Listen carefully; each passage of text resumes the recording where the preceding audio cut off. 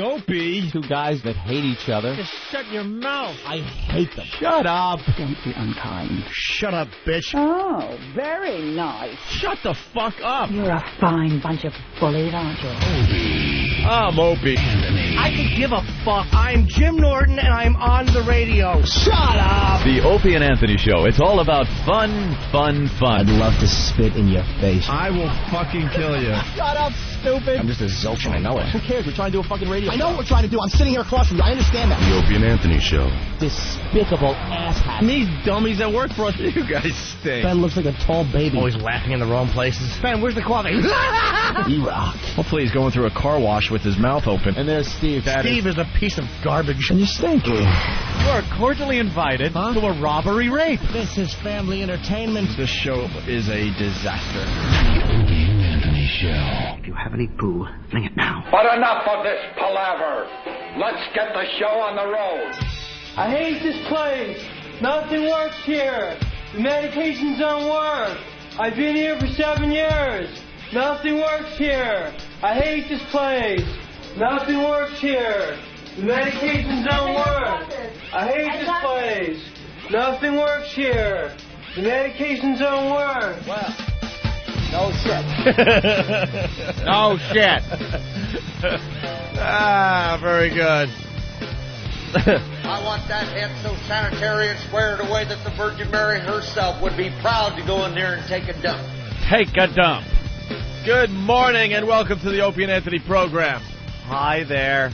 The O&A virus spreading across America thanks to XM Satellite Radio. And it's Whip 'em Out Wednesday. It is. Still waiting for the WOW hotline. Waiting and waiting We did have and something waiting like that. There was supposed to be waiting. a WOW hotline. Seems How like- is that going to work? Seems like a very simple concept. It's kind of like the FU line that we have. Yeah. That the listeners have a lot of fun with when we're not broadcasting. Basically, WOW, Whip 'em Out Wednesday. You have a WOW in your car. There are ladies out there that will flash you if they see these WOWs on your vehicle. Whether it's a WOW bumper sticker or a WOW homemade sign. You can get the WOW bumper stickers by going to our website, opieandanthony.com. Self-addressed stamped envelope. And we'll send out the WOW stickers, right? Right. But we don't have time to go to the phones all day long and talk about how you're seeing titties on the highway. Oh, so they call in to the WOW hotline, That's right. and we pick and choose the best ones. That's right. Then play them. And we can continue with our funny radio show, and then when we go to break, we have these WOW sightings. So it's a very easy concept, but for some reason, when you work for a huge corporation, it takes months and months to actually get that concept working. Got to have a whole new phone line, right? How hard is that? Oh, my God, now you're talking very difficult, Opie. How hard is that? You got to choose a number. We got the number. What is it? I don't know, something like 866-4WOW, I think, or something like that. Oh, boy, now you're just throwing out a phone number. Well, I'm going to throw out some That's phone not numbers. enough numbers. 866. Oh, is 866 like 800? No, yeah. You So need it'd an have to be area 866, and then right. Oh. Then the other three numbers, and then 4WOW. How about like 1-800-866-4WOW? No. No, who's getting calls right now? Customer service. Oh, if we don't get our WOW hotline, I'll be giving out the WOW hotline number. Trust me. Someone's not going to be happy in Washington.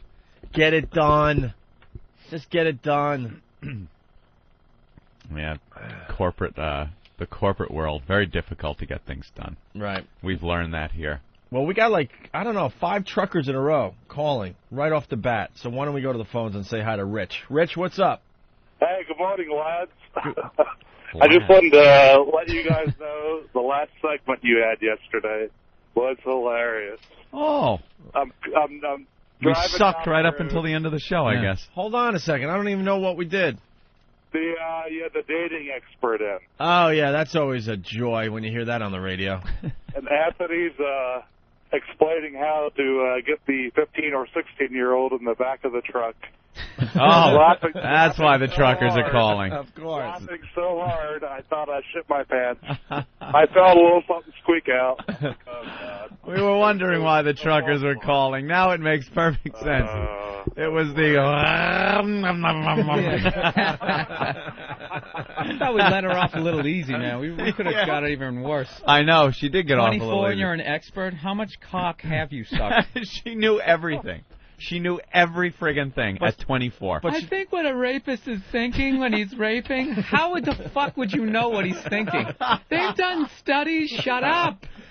Enough with the done studies crap. Oh. She goes out on dates and then writes about it for the magazine. Mm-hmm. And that makes her an expert on everything sexual, relationship-oriented. She knows everything now. Rape, robbery. The second you go into entertainment, you have no credibility as a therapist. Like right. Dr. Phil, he's trying to get laid off of his fucking psychology degree. He doesn't give a shit about you. He wants to get mobbed at the mall. Yeah, if he cared, he wouldn't be on television. Like that Exactly. Just the act of being on TV and having a show takes up so much of your time that you couldn't possibly concentrate on being a shrink. You know, like whatever the content of said show is, you can't really pay attention to it because the show itself is so much work. Plus, if you look at Dr. Phil, he does not look spiritual on any... Like, he doesn't look like a peaceful man. He looks like he has a brutal temper. Looks like a fucking, crooked cop. He gets mad and his whole head turns all red. You know, he was, pissed because he went bald at 25 or something. So his kids are got that afraid anger. of him. Hey, I got to interrupt you guys for a second. Dirty Ralph has something. Dirty Ralph? What's up? Hey, that number Opie gave you, it's not going to work. It's the menopause research. It is not. 800-8664-WOW? Yeah, I just called it. So just to see if it was taken. Right. It's the menopause research. Stop it. Try it. Menopause research. All right, can we try that number? Is it really? Yeah. Boy, what a Wait, lucky... I don't hear you, bro. Yeah. Hold on. No, I mean the guys in the Not booth. you. Hold on. Yeah, I just called it. It is the menopause hotline. It's a menopause hotline? Does a girl answer? No, it's a recorded message of a girl. Oh, let's hear what it says. It's not like suicide where you need it immediately. I think she knew it was creeping up on her. I'm at work. It's not like you call up and go, what's happening to me? It's like menopause hotline. Hold on, you got some time. Yeah, you just get slightly drier over a decade. One day you wake up and go, what the hell happened? Buy some KY and please hold. Someone will be with you. All right, that number's taken. You guys want to try another one? How about Bill Burr gives us a number for the WOW hotline? Jesus. What, any number? I don't know, 1-800. 1-800's good. 944. 944. 1007. Ooh. Has nothing to do with WOW. I hate your number. What is it? 1-800? It doesn't mean anything. It has to mean something. All right, what is it? I've never played this game before, Opie. You didn't explain it to me. You just said give you a phone number. It's exactly what I did. I don't appreciate the criticism. Yeah. So is it, 1-800-944? Throw fucking WOW in there. Okay. What is that? No. What is that? One of your friends' numbers? No. We'll go with your original. But what was it again? 944? I don't know. 1007? I don't know. Yeah, I don't know. Yeah, 1007. All right. It was so memorable. Can't remember it. But now it could be the number. Yeah. It's so obscure, it could actually work. I was thinking of making all the numbers now I get it. say something. Like, aside from 1-800. But what is 1-800 look WOW? How about that? 1-800 Right. look wow. Yeah. Okay. Try that one. Try that one too. Maybe that's not 1-800 taken. nice tits. Ooh. Nice tits. Oh, wait. No, that's tit. one too many. Well, that would not. Nice tit. That would not be all right because they'll be driving. You got to have one hand on the wheel. All right, I like 1-800. Going to see a lot of left breasts. Oh, my God. All right, hold on. I like 1-800 nice tits. See, now you're Thanks. thinking. See, well, now you thinking. didn't explain the concept in the war room earlier today. Oh, Jesus. You get the Sloan Kettering Hospital. Nice tit. That's Olivia Newton-John's home number. Oh, wow. That was early for that. Oh, Jesus. Wow. You know, because she lost a tit. Huh, Right. people? Get it? Let's see. 78 degrees out. Let's say hi to Russell. Russell, what's up, buddy? Hey, man, I didn't know you guys were on a delay until you took my phone call. You know, I mean, shit, what are you scared? That I'm going to say something about the Ron and Jizz show What? Wait, sir. What? Hey, I'm Russell the trucker. Hey, Russell. Right. And I'm just calling in to complain about a few things. All right. We take the good, we can take the bad. I'm sitting down here in Birmingham, Alabama, and while that fucking hurricane was stirring around I won't use the N-word.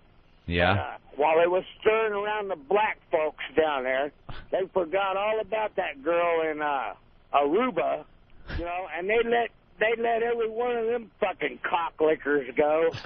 Every fucking one of them. Now, I just want to know, what do we have to say about that? For real. And tell me, because sir, just because I'm a trucker doesn't mean I'm not intelligent.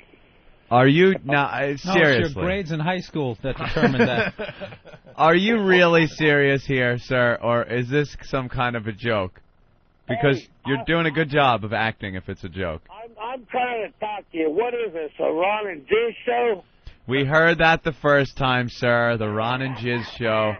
It's Ron and Fez, and they're on after us. But I thought it was Ron and Jizz. I think we spent enough time on the Aruba girl. That story's over. Well, they let those cocksuckers go. Goddamn good and well that they, excuse my language about using the Lord's name in vain and things, but we are on, radio. And can we just get down to business here? He doesn't let's get down to brass tacks. Come on, man. Yeah, come on. Exactly. That's what I'm trying to talk about. Yeah, talking about America. You know damn well there's a whole bunch of Indians out there right next to the ocean. I'm not sure exactly where that frickin' place is at, but, somebody took that girl and they butt raped her. That's right. And she's out in the ocean, getting raped again by a shark. And holy Jesus, Palomino. This is too funny to be real. Right. This guy program that I can call in and really talk about exactly what I can't figure out. The issues of the day. Yeah. I can't figure out who Opie is and who Anthony is, but I listen to you guys every day, and I just don't know. Let's get down to the brass tacks. All right, we're getting brass tacks. I think we're there. How about you make your point, sir? Come on, Russ. Yeah, what's your point? What's the world coming to? What's the world coming to? I'm talking about Billy Graham. You know, I just really want to know what in the hell is going on here. What do you think the problem with America is today, sir? Well, I think the problem with America... you know what? That's a large question right there. It's a large... Well, try to simplify it for us. Yeah. I think everybody in America is just stone cold fucking retarded. Is that it? And there's no brass tacks there. You don't even need to polish some shit there. But what? You know, these fucking mentally retarded motherfuckers need to go fucking, shit. Wow. You know what? The people that left those old folks in that nursing home to drown, they need to be commended. Because, I'll tell you what. Yeah? Too many fucking assholes in this world that need to die. And, so let's start with the old ones. Yeah. Yeah. He's like that Army-Navy store guy in Falling Down. Remember the guy that was... Yeah. That's what he's like. I'm like you, man. I'm just like you. He's starting to make a little sense, though. Yeah. Why go after the people in the nursing homes, Russell? Hey, you want to know what? Jack Kevorkian is one of my best fucking friends. I did nursing for 15 fucking years before I became a truck driver. This now makes even more sense. How many smothered faces did he leave in the beds when he walked out of the room? Yeah, they just died of old age. There's more than one pillow that I'd fucking like to shove over somebody's face. Did you ever suffocate any of your patients? He runs out of breath after every sentence. You wanted to? Yeah. Why didn't you? Yeah. But, I'd like to stick my middle finger up some family member's ass and smother some fucking patients. You know what I'm saying? We understand what you're saying. You never turned up their medication a little too high and let them just drift away? was too busy taking the medication, just trying to deal with the cocksuckers. You know what I'm saying? Yeah, I hear you. What do you think we should do about the population problem? There's certain areas that we should just think about dropping bombs on. I bet I know those areas. Starting over. And that fucking New Orleans is one of them. And it seems like we've had it natural. It seems like God has gone ahead and took care of that for us. But, there's a whole lot of other problems in this world that I would like to get to. Let's get to them. Yeah. But, God darn it, you caught me off guard. My brain is going blank because I didn't even think you'd answer my phone call. But, there's other issues in this world. What about teen pregnancy? Yeah, what about teen pregnancy? Oh, shit, I'd like to get every one of them pregnant and fucking have them go down to the abortion clinic. You know? Get them pregnant and then take them down to the abortion clinic. I got you. That solves the condom problem. Yeah. Oh, my God, especially if they got big, nice sperm tits that are juicy and great for whip them out Wednesday. You know what I'm saying? This guy's All right, Russell. All right, Russell, we're going to let you go for now, all right? Hey, I love you guys. And tell Jimmy that I've got the juicy one that he likes right here between my legs. And tell Jimmy I love him. All right, thank you, Russell. Bye. There he goes, A lot Russell. of people are saying he should get a golden ticket. I think he should get a golden ticket. Jesus. New bit on the show, 5 minutes with Russell. I think Russell, call whenever you want. He kept running out of breath at the end of the sentence. Yeah. Another fucking thing. Wow, man. Let's go to Chuck. Chuck, what's up? Yeah, guys. Hey. I just want to say I love the show. Thank you. I apologize about that last fucking trucker. No, we loved him, man. He was great. He was good. That's the shit we'll be talking about today after the show's over. How about for your WOW line, 866 WOW show? Wow show? Wow show. All right.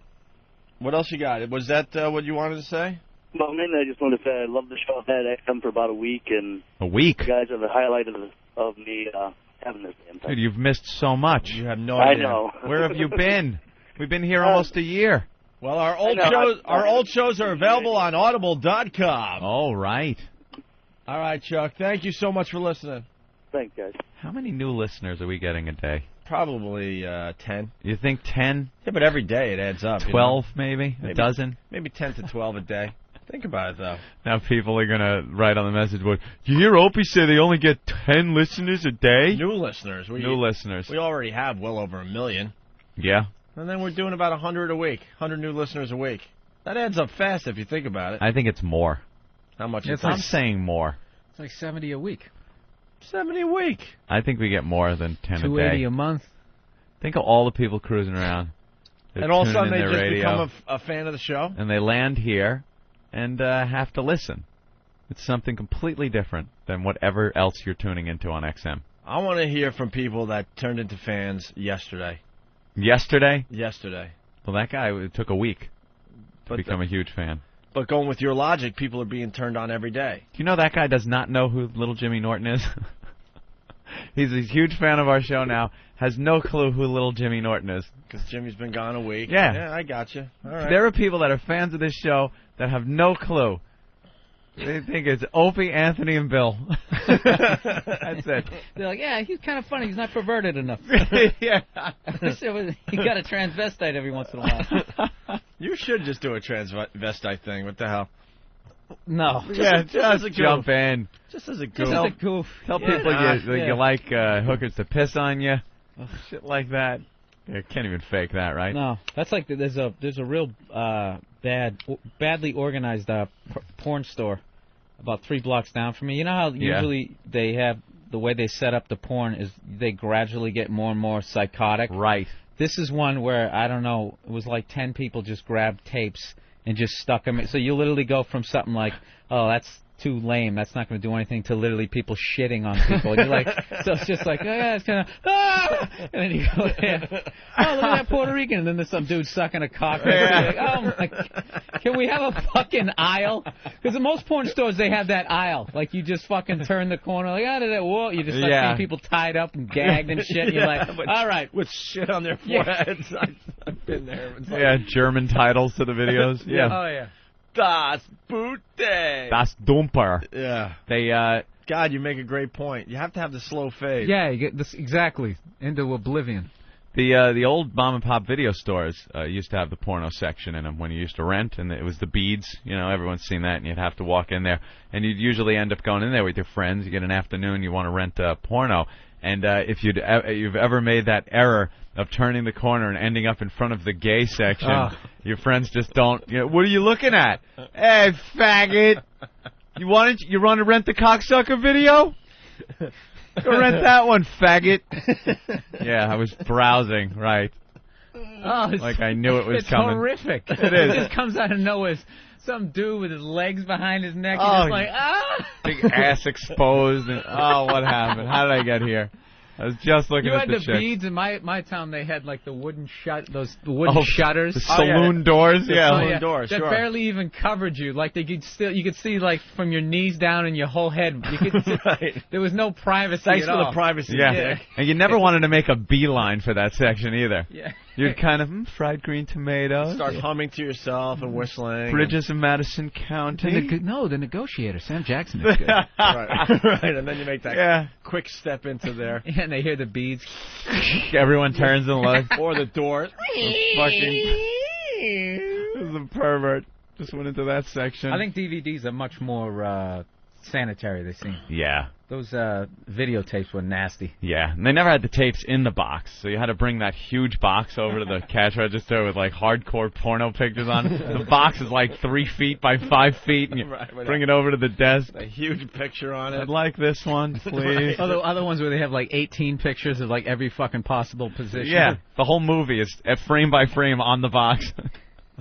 Oh, good choice. You're going to rent ass rammers. Yeah, like that one. I go to a porn store about once every like 6 months, and I always go by and I always look at that Max Hardcore section. Because he was a guy, like, he was one of those guys, he went over the edge for me about 18 tapes ago. Yeah. So I like just picking up the box and seeing, like, what extra level of fucked upness he's added. And, he already had, like, those things where he would stick things into, like, their pussy that, like, held them open. Oh, right, I didn't know what it was. It was, like...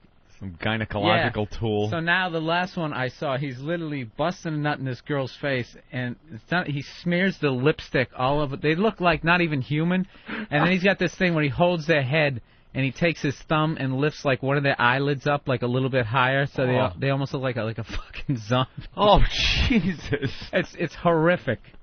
That is horrible. Beyond the point of help.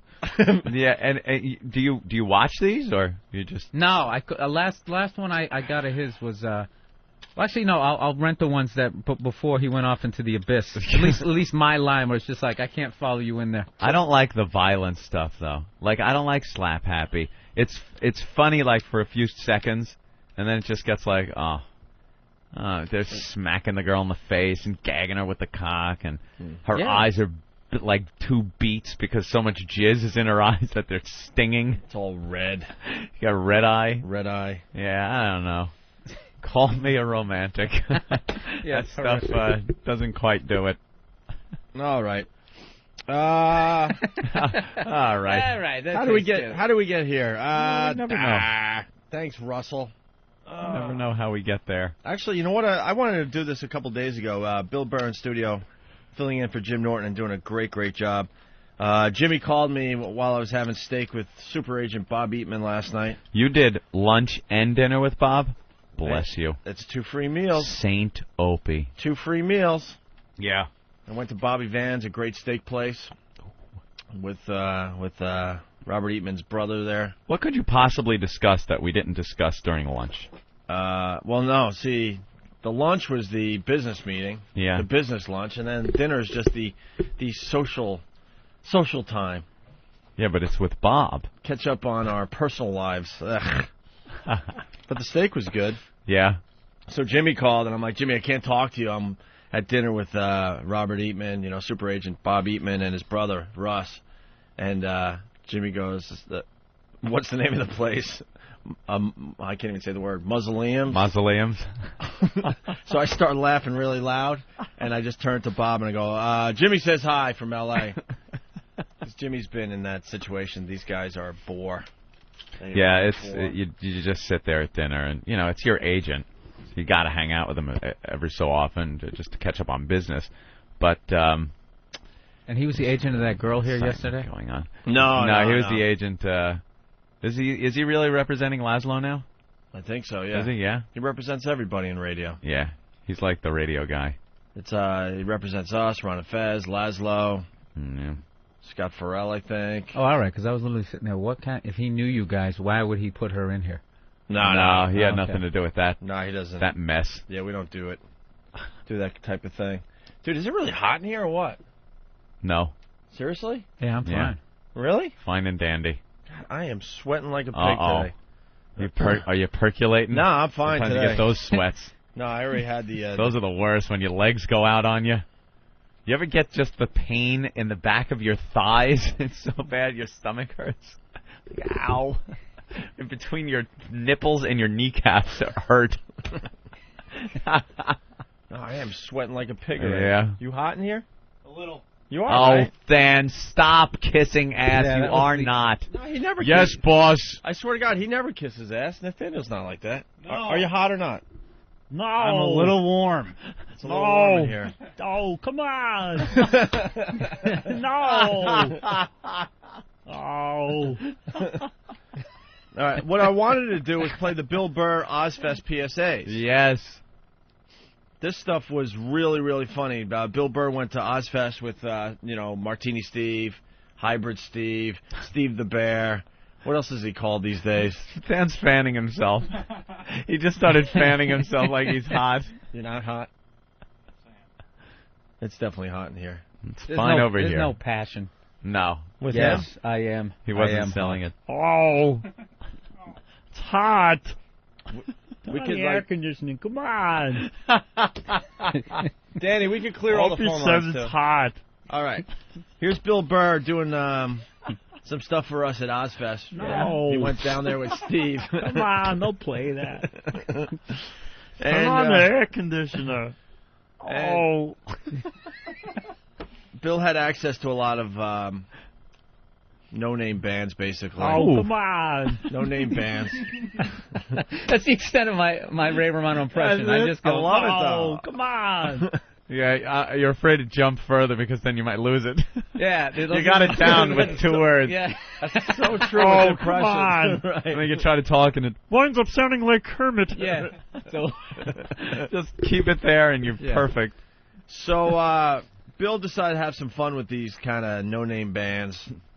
And he talked to a band called A Dozen Furies and made him do like a fake PSA for the Opie and Anthony program. Imagine being A Dozen Furies and listening to the show. You're all excited. Oh, they're finally doing the interviews. They've been talking about it for a week. And Opie gets on and goes, yeah, some no-name bands. They just sit there and go. We have a lot of guys that work for us. Yeah. In the demo. Uh-huh. In the demo that A Dozen Furies is trying to hit, right? Yep. Does anybody know A Dozen Furies? The band A Dozen Furies? Yes, gentlemen. Everyone's shaking their head no. Big fans. No? No one? No one knows. No. I'm not saying they aren't a no-name band. I'm just saying they probably don't consider themselves a no-name band. If they've played Ozfest, they're probably like, we're rocking, we're rolling. All right. Whoa! Oh, hey. Hey, Travis. Who played that music? Oh, wow. he got you. Wow. E-Rock just fucked up Derek's whole day with that one. He walked in the studio and then walked right out. Derek loves that bit, too. He came up with it. Yep. He came up with the Eric having walk-on music. There he is. There you go. It's such a glutton for punishment. And now Eric leaves. Eric has walk-on music. Now, Travis, wow. This is a big chance you're taking here. You're telling me. You know of that band? Yeah, I'm pretty sure they were the band that I forgot the name of already. A Dozen Furies. A Dozen Furies. I'm pretty sure they were the band that won the Battle for Ozfest show on MTV. Oh, really? And what does that I mean? did not know that. There were a bunch of other no-name bands, and they were the best no-name band. Exactly. Oh. Yeah. Steve. He's getting really good at that. Hey, Steve. Comes right in. No, I didn't realize Travis was in here, but the Go ahead, say what Dozen we just Furies. heard. Motherfucker. This guy, I'm he's actually the alert. definition of Mike Fright. Yeah, he just freezes up. Yeah, I don't know what it is. I get in here, and all eyeballs point on me, and I tense up like that. I don't know what it is. He closes his eyes and tries to gather his thoughts. I do. A Dozen Furies was the band that won Battle for Ozfest, so they got the exactly. Thank you, and they're on Sanctuary. Isn't that what Travis just said? Yeah, it is. But I walked in here just as he was saying it. So I'm like, No shit. All right, so it's a popular band. Yeah, in that Ozfest clique, yeah. And the no-name band community. And there we go. You can get out of here fast enough. Fleeing. So Bill Burr talked to a Dozen Furies and had him do a fake PSA for the Opie and Anthony program. Hi, what's up? It's Bill Burr. I'm standing here with the guys from Dozen Furies. Hey, we're doing a skin cancer awareness thing here on Opie and Anthony. So if you guys could just say something to make, the kids aware about skin cancer, just wing it, anything. Throw a couple of fucks in there so the kids will listen to it, Dude, we are out in the sun all day long, every day, and we put on sunblock probably like 5 times throughout the day, man. You got to take care of yourself, got to take care of your skin. Start over again, just throw a couple of fucks in there. Seriously. Yeah, they're crazy over there. Start over again, all right? Just say for, skin cancer awareness. All right, man, we're fucking cock fags, and we put on a lot of sunblock. Fuck. Yeah. We're out in the fucking sun all day long, man. It's just fucking beats down on you, and dude, you gotta fucking take care of it, dude. You gotta wear sunblock, you gotta wear it over and over again. Especially you want to keep the tattoos fresh, dude. You need to tighten it up. Just tighten it up, real quick, just real quick. Wear your fucking sunblock. Bitches. All right, guys. I love the that. bitches. You're gonna have to do this again for us, man. It's too good. It's just too good. Trying to be all hip and cool about it. The next no-name band that Bill Burr talked to was Shadows Fall. Oh, Shadows Fall. Anyone? Shadows Fall? Yeah. I just picked up their new EP. I didn't. Nothing? Picked up nothing from them. I have no idea who they are. No one's coming forward. No one around here knows Shadows Fall. Their website looks just like the last band's website. Like, band just popped it up. I'm like, what? Same website. All right, well, Bill Burr made these guys do a fake PSA as well. Yo, what's up? It's Bill Burr, Opie and Anthony Show. I'm talking to Brian Fair from Shadows Fall. Great set, man. How'd you feel about it? It's been awesome, man. The whole Ozfest is just incredible, man. Sharing a stage with Maiden and Sabbath doesn't get any better than that. Let me ask you this. How the hell do you sing like that for so long? I mean, I yelled at my dad like that for about 20 minutes one time. I couldn't talk for 3 days. Yeah, I'm used to it for yelling at my girlfriend that much, so, it builds it up. You got to build the strength, Oh, you know what? We're going to do that drop right now. You know what's good? Glad you brought that up. We had Opie and Anthony's doing like a thing for like domestic violence awareness. Yeah, somebody kicked the shit out of their girlfriend in like Newark or something. So yeah, so just ad-lib some sort of drop and not do domestic violence to your girlfriend or whatever. And it's kind of weird, but toss a couple of F-bombs in there just because our listeners are retarded. So, but just try to keep the good message. So just say this private Shadows Fall and something or what? Yeah, just don't beat up your girlfriend. And just, fucking don't beat up your girlfriend or something like that. What's up? This is Brian from Shadows Fall. Man, you got to stop punching your girlfriend out there. Save that shit for the bedroom. That's where it's at, but don't take it to the streets. Okay, do it again. Just throw like one fuck in there. I swear to God, they're idiots. What's up, this is Brian from Shadows Fall. Just say, stop hitting your fucking girlfriend, you idiots. All right, save the violence for the bedroom. All right, cool. All right, man. His save the violence for the bedroom angle that he took on that. He liked it so much the first time, he had to incorporate it into his second attempt. Yeah, I didn't even get that. Because Bill wasn't happy with his first one. I love that. They do it, and it's probably all uncomfortable, and then he makes them do it again. Tighten it up. Tighten it up. Tighten it up. That stunk. Talking about domestic violence here, sir. And finally, Bill talked to another band at Ozfest named In Flames. Oh. And had them do a PSA as well. Listen to this. Hey, what's up? It's Bill Burr, Opie and Anthony Show. You know that because you're listening to this shit. I'm with the bass player from In Flames, Peter Iwers. So how do you think your set's going to go tonight? You looking forward? Are you on the main stage? Yeah. Are you over there? I think it's going to go great. I mean, it's we always put in 150%, and it's a bit different playing from for a sitting down crowd, but still it's going to be great. So far, all the shows have been amazing. So I'm pretty sure today will be as well. Listen, man, we're also doing this is kind of a side thing. We're kind of doing this benefit somebody beat up a special needs kid in like Newark, and so we just want you to just say, just give a shout out to the kids so they know not to beat up somebody with like, special needs, So just, just say like, hey guys, it's not cool to beat up somebody just because they're different or whatever, Just like a quick kind of like a soundbite, and it's kind of weird, but throw a couple of fucks in there just because our fans are kind of retarded, you know what I mean? So you need to like just make them like rock and roll, Yeah, sure. So just wing it. Hey guys, this is Peter from Flames. You should treat everybody equally and don't beat anybody up or do something bad to them just because they're different. Everybody's the same. Okay, that's totally the perfect vibe. Just throw in special needs and throw in like 1 or 2 fucks. The F word. Yeah, it's kind of like I said, they're retarded. Same thing again, or what? Yeah. Hey, this is Peter from Flames. Treat everybody the same way, even people who have special needs and everything like that. Oh. Don't fucking go and do any bullshit and start beating people up because they're different. Treat everybody the same, dude. That's beautiful. Dude. And the kid's name is Russell. Just give him a shout out. Same thing, couple of fucks. He's a big metal fan, so it mean a lot to him. That's the kid who got beat up, Russell from Newark. Hey, Russell, how the fuck you doing? Sorry you can't be here today, and just take care of yourself, man. See you soon. All right, dude, that's beautiful, man. Thank you so much, and good luck tonight. Oh, God. Oh, my God. I love this bit. You just throw a mic in front of someone and they do whatever you tell them to, no matter how ridiculous. No, I just kept looking back at Steve, like, did we get the audio? Like, meanwhile, there's some fucking band playing in the background. You get that? We get it? I love these special needs, and then, our listeners are fucking retarded. Yeah, they tell you. You use the derogatory term for special needs children. Wow. Oh, no one picked up on that. No one turned to you and just said, "You're a fucking idiot. I am not doing this. You cannot be serious." I felt bad for that last guy because he was, he's European, so he's speaking a second language. I mean, they could get me to say anything in Belgium. He tops you right there. Yeah. Very, very funny. All right, we're going to take our first break. What's with Imus today? Imus looks like someone mixed up color forms. You got like the cowboy set with the businessman set. He's wearing a suit jacket, like a blazer, and a pink shirt with his old brown cowboy hat. It doesn't... That look was in like 1982. When Is that it? Movie Urban Cowboy Yeah, Urban came out. Cowboy. Okay, yeah. Yeah, look, it's a suit jacket and a red and white... A Johnny Rockets shirt. Johnny Rockets shirt, and then the old... It's not even like his dress cowboy hat. No. Like he should have the bolo tie like they wear in Texas with a big piece of turquoise and a silver. and then the nice, maybe nice felt hat. He's got his working man's hat on.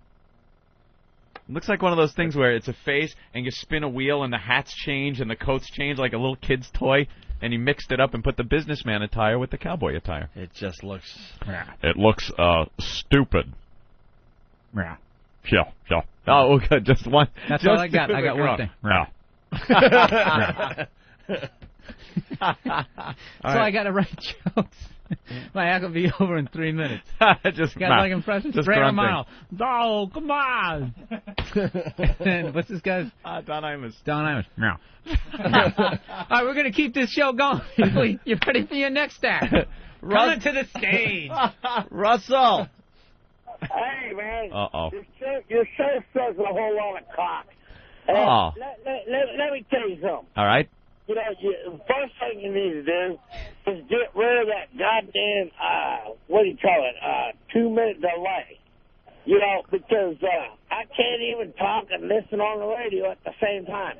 My dog wants to fucking bite your ass. What? And let me tell you something. In order to do a good radio show, you need to wake up in the morning and at least read the motherfucking newspaper. Is this ELO? You folks have no idea of what you're doing. And I love you guys. I listen every morning. We have no idea what we're doing. The fucking left side of my fucking window there. All right, Russell, how about you do the news for us today? Oh shit, bring it on. Well, what's in the news today? I'll give you some thought starters. How about hurry? Wait a minute, I'll tell you what's on the news. Oh, you don't need a thought starter. All right, let's go. I don't need to read the fucking newspaper. You know what? There's a whole lot of people out there. It takes them a whole lot of time to read the newspaper. And I'll just goddamn tell you one thing. That there's a problem. There's a problem out there in this United States of America. He's stalling. And Russell. They got blown away. I'm sorry that there's so many black people out there. But that's not a white problem. But let me tell you something. Wow.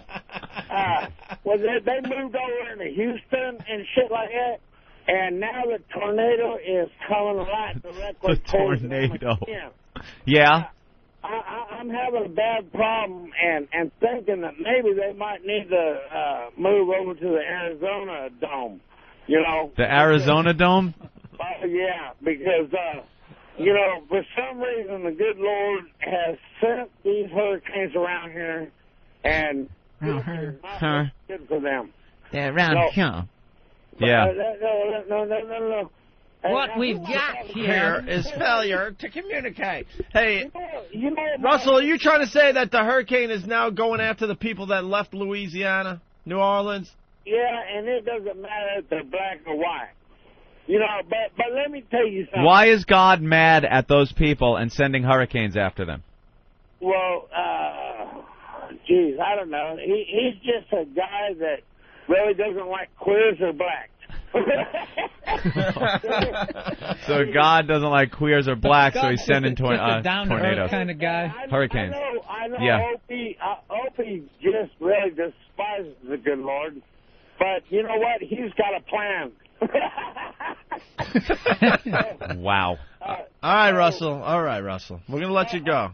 What? You don't let me know more? What? I'll fucking send a hurricane after your ass, too. I'll punch it out. All right, there he goes, Russell the trucker. Wow. His laugh sounded like Norton imitating Ben. Don't. All right, we'll talk damn. about Hurricane Rita when we get back, I guess, and other things. And we got to get into this Harry and Nathaniel challenge. Yeah, I was hearing a little of this on Ron and Fez yesterday. So you're going to have to fill me in. I have no idea what's going on. Yeah. All I know is there's a lot of excitement around the XM studios here today. What? Harry and Nathaniel are going to have what? A laugh-off or something? All right, we'll get into the details next. It's crazy. This is what it's all about. Oh, I love this. Wow. T-Show 36 double D's. T-Show 36 double D's. Shoving your breast in everyone's face. 36 double D's. T-Show 36 double D's. Oh, wow. He just will hurt down. Will hurt down. He just will hurt down anywhere. With the Mound Wednesday. She'll flash. She'll flash. Hey, I'm all for it. She'll flash. And there's boobs in your face. I'm all for it. The guys get Breast. Hey! This is what it's all about. Oh, I love this. Wow.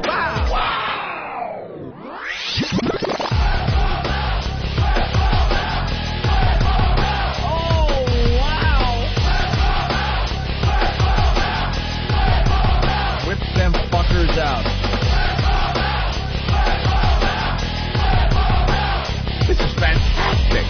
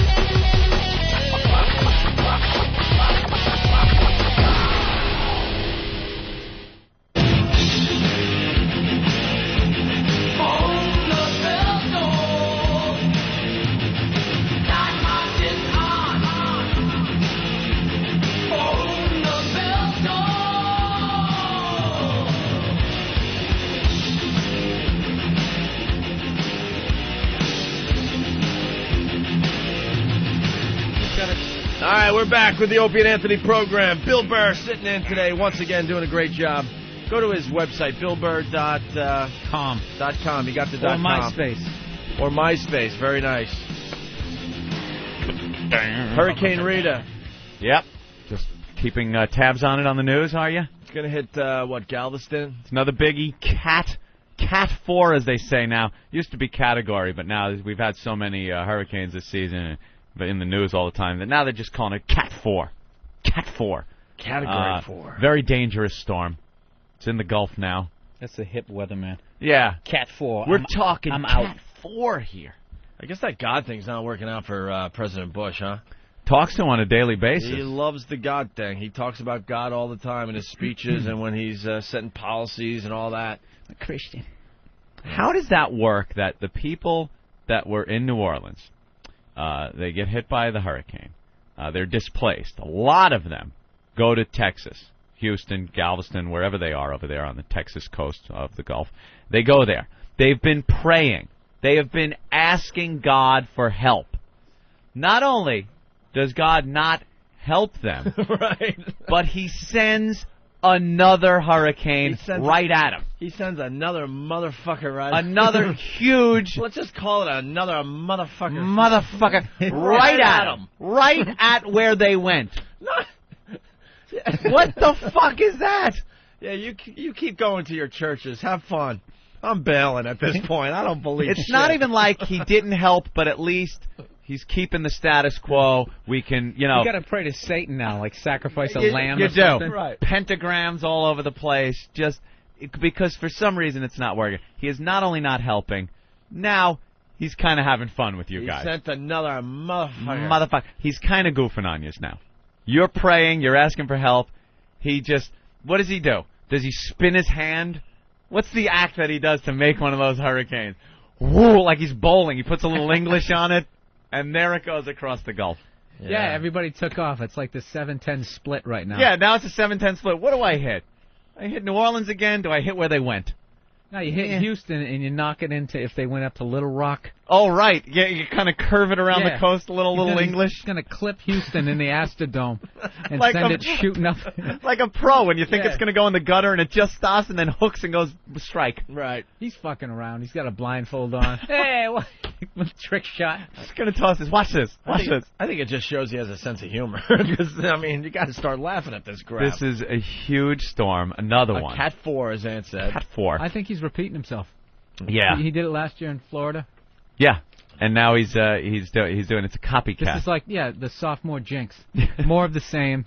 So are all those 2 stars. You're reviewing his hurricane and just thinking it's a pale comparison to the first one. Are all these people now bailing out of Houston? They have ordered some voluntary evacuations. I hear, though, by maybe later today or tomorrow, there will start being mandatory evacuations. A lot of people are very critical of the 5-day hurricane track. I heard this on the news yesterday. People are saying it panics a lot of people. They really aren't sure within 5 days where exactly this thing's going to turn up, and it kind of gets people it gives them that cry wolf syndrome where they look at the 5-day, it says it's coming toward you, and then it really doesn't, and they go, oh, look at the news again, scaring everybody. But it only moves just a little bit. It all depends on what We knew happens. it was going to hit New Orleans like 5 days out. No, they didn't. They really didn't. They said it might, and it probably will. But if something happens in the Gulf, if another storm pops up somewhere, or a low pressure or high pressure forms somewhere, that's what steers those things. That bumps them around, and it could turn them one way or the other. That's why they can't if they definitely knew, they would evacuate like immediately. Yeah. This is definitely coming here. Get the fuck out. Well, they're reeling us all in again, man. Because Again. I'm watching Fox and They're showing it. MSNBC. I'm just waiting. Yeah. They're showing it in like real time. Yeah. Yeah. Well, I'm It's frustrated because showing the thing, slow these fucking things yeah, the move. thing moves what, 15 miles an hour or something like that. Like 12 miles an 12, hour or 15 something miles like an hour? that. Yeah. If you had a bike, you could stay ahead of it. You could definitely outrun it. You'd have a tailwind just pushing you along. You could outrun it. Well, we got some audio coming in. Let's listen to what the Today Show has on Rita. As the president again checked on recovery efforts in New Orleans and South Mississippi, oil rigs in the Gulf of Mexico were being evacuated. In the port of New Orleans, Marines were recalled to the Iwo Jima supporting the Katrina recovery effort. It will ship out for now. And the infamous convention center was being cleaned should it be needed as a medical shelter. We are completely aware of the potential dangers that we would face if the storm ventures toward the eastern side of Texas. New Orleans can't take much bad weather. In addition to a damaged infrastructure, New Orleans levees, though patched up, are severely weakened. Right now, our weakest link is still the place where we did the patches. We estimate right now that could withstand maybe 5-foot surges. Officials have put a steel barrier over the entrance of a canal whose levees broke, flooding the city of New Orleans. But, Matt, there's nothing anyone can do about the rain, even if they get only a portion of Rita. Even a little bit of rain here could have a devastating effect to an area which has already been hit hard. If you did a cannonball into the Gulf of Mexico, you could flood that whole fucking city. One of those guys falls off of the oil rig. It's going to send this little ripple of people. No! The levees. They pretty much just got the whole place pumped out, too. They're a lot faster than they originally thought. Oh, they were talking 6 months underwater. Took 2.5 weeks. 2 weeks. They're pumping it out. It's all pumped out. And this thing could just flood it again. And Bush is he's looking frazzled. What'd I do? He just keeps going down there and taking a look. You think he's doing that? Yeah, just kind of looking around like, where do I start? It's a lot of brush. Yeah. Not to be cleared here. But we're going to rebuild. He does nothing. He was down there yesterday. They all over the news. I watched again. He gives a speech, a rah-rah speech about how they're going to rebuild and send money down there. And it's something he could have done from Washington. But he flies down there. We're going to send funds down to the people who need to be funded. Yeah. He gets like one word. He just latches onto it and says it 52 times. I love how he just stammers. I thought I had a stammering problem. We need to send money to the people that need these finances to be financially viable again. Speaking of Big A, is he going on that date tomorrow with Stalker Tomorrow, Patty? Stalker Patty and Big A, paisanos of Mulberry's Street. I'll have the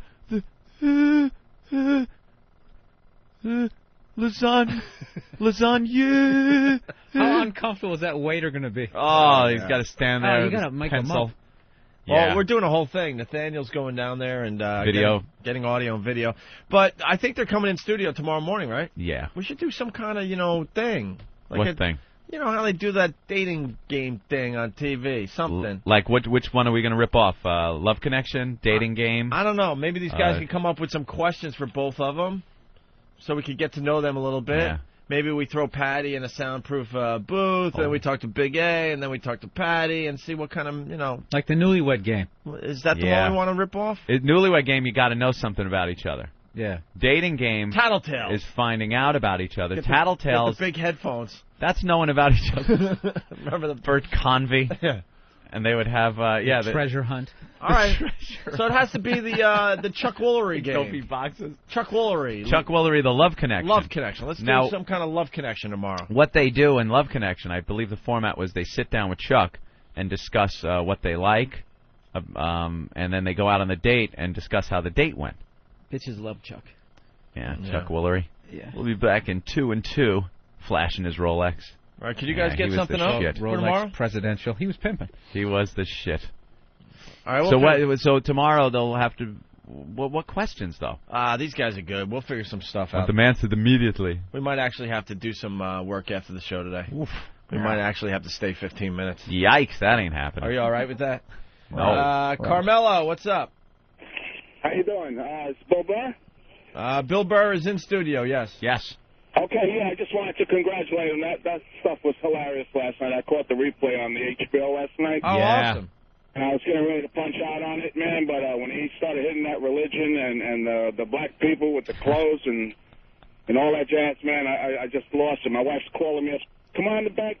I said, fuck you. I got to watch the rest of this shit. That's some funny shit, man. That's a review. You want to go to brunch? Oh, fuck you. Did you have to go all the way to there? All right, Carmelo. Just a second. Either that phrase is still available at that point, isn't it? Honey, you coming to bed? Fuck you! Harlem too, man. I was fucking out of it, man. All right, thanks, Carmelo. All right, you guys have a good day, man. Good show. All right, right on. Let's say hi to Peter in New Jersey. Peter! Hey, boys. Hey. Happy birthday, Billy. Thank you. Yeah. Thank you. That's funny. Just go with it. Jesus. Go ahead, I Peter. was going to say, do you guys have the clip of the end scene of The Devil's Advocate where Pacino's just going off on God? It's just like that, man, where he's saying, God's up there laughing his ass off. That is a good scene. Yeah, do we have that? Doing his best Pacino impression. It's searching right now, so I can't do All right. anything. Searching. If we have it, we'll play it. If not, we'll get it for tomorrow. Sir, would you like some more coffee? Fuck you! Hey, Russell. Fucking mentally retarded motherfuckers. Russell. Hey. Oh, no. What? You know, you guys got me on that goddamn delay. I don't want to, mention his name, but it starts with Howard and it doesn't end with Hughes, but fuck the money that he's making. Somebody ought to shoot that fucker, stab him in the ass with a needle and break it off. You know what I'm saying? See, I think Russell has a problem because he thinks we're on this big, long delay. We're not really on a long delay. Russell. You cocksuckers. You talk a lot of good shit, but you fucking end up with Jimmy Norton. Listen, what the fuck does that even mean? You just have to slow the feed down. Russell, we did For some you news. Southerners. We did some news for you. What did you think of our Rita coverage? We had some intelligent stuff there. Well, you want to know what? I think Rita, I look like a good, fat fucking truck driver. One with a big, fat Peterbilt with lots of chicken lights and everything. And I'm right behind it, and I'm going to shove up Texas's ass. Texas has got a lot of problems. I don't think that New Orleans has a thing to worry about. All Russell. the black folks should come down in there and move back in. Russell, where do you call home? I call home right next door to the package store, or some people call it the liquor store, and it's right here in the back of my truck. But it's my little fucking Chihuahua dog. His name's Scooter. Scooter. Scooter. Hey, Russell, no, what state are you from? Well, I originated from California. That's where I became mentally retarded. And I know Scott Peterson, lived in his neighborhood. I moved out, and I now live in Knoxville, Tennessee. Knoxville, Tennessee, huh? Yeah, that's right. And there's a lot of good-looking women over there. Before Whipping Out Wednesday even came out, they were already showing me their tits. And it's a good deal over there. The property's cheap, and I'm the pride very of happy about Knoxville. living there. All right. Well, thank you, Russell. Hey, I love you too. I didn't say I love. All right. All right. There it goes. He's Russell. one of those I love you, fuck you guys. I thought he said he was from Birmingham, the first call, didn't he? Did he? I didn't hear where he said he was from. Did he say that? Maybe he did. I don't know. All right. We got the clip from Devil's Advocate.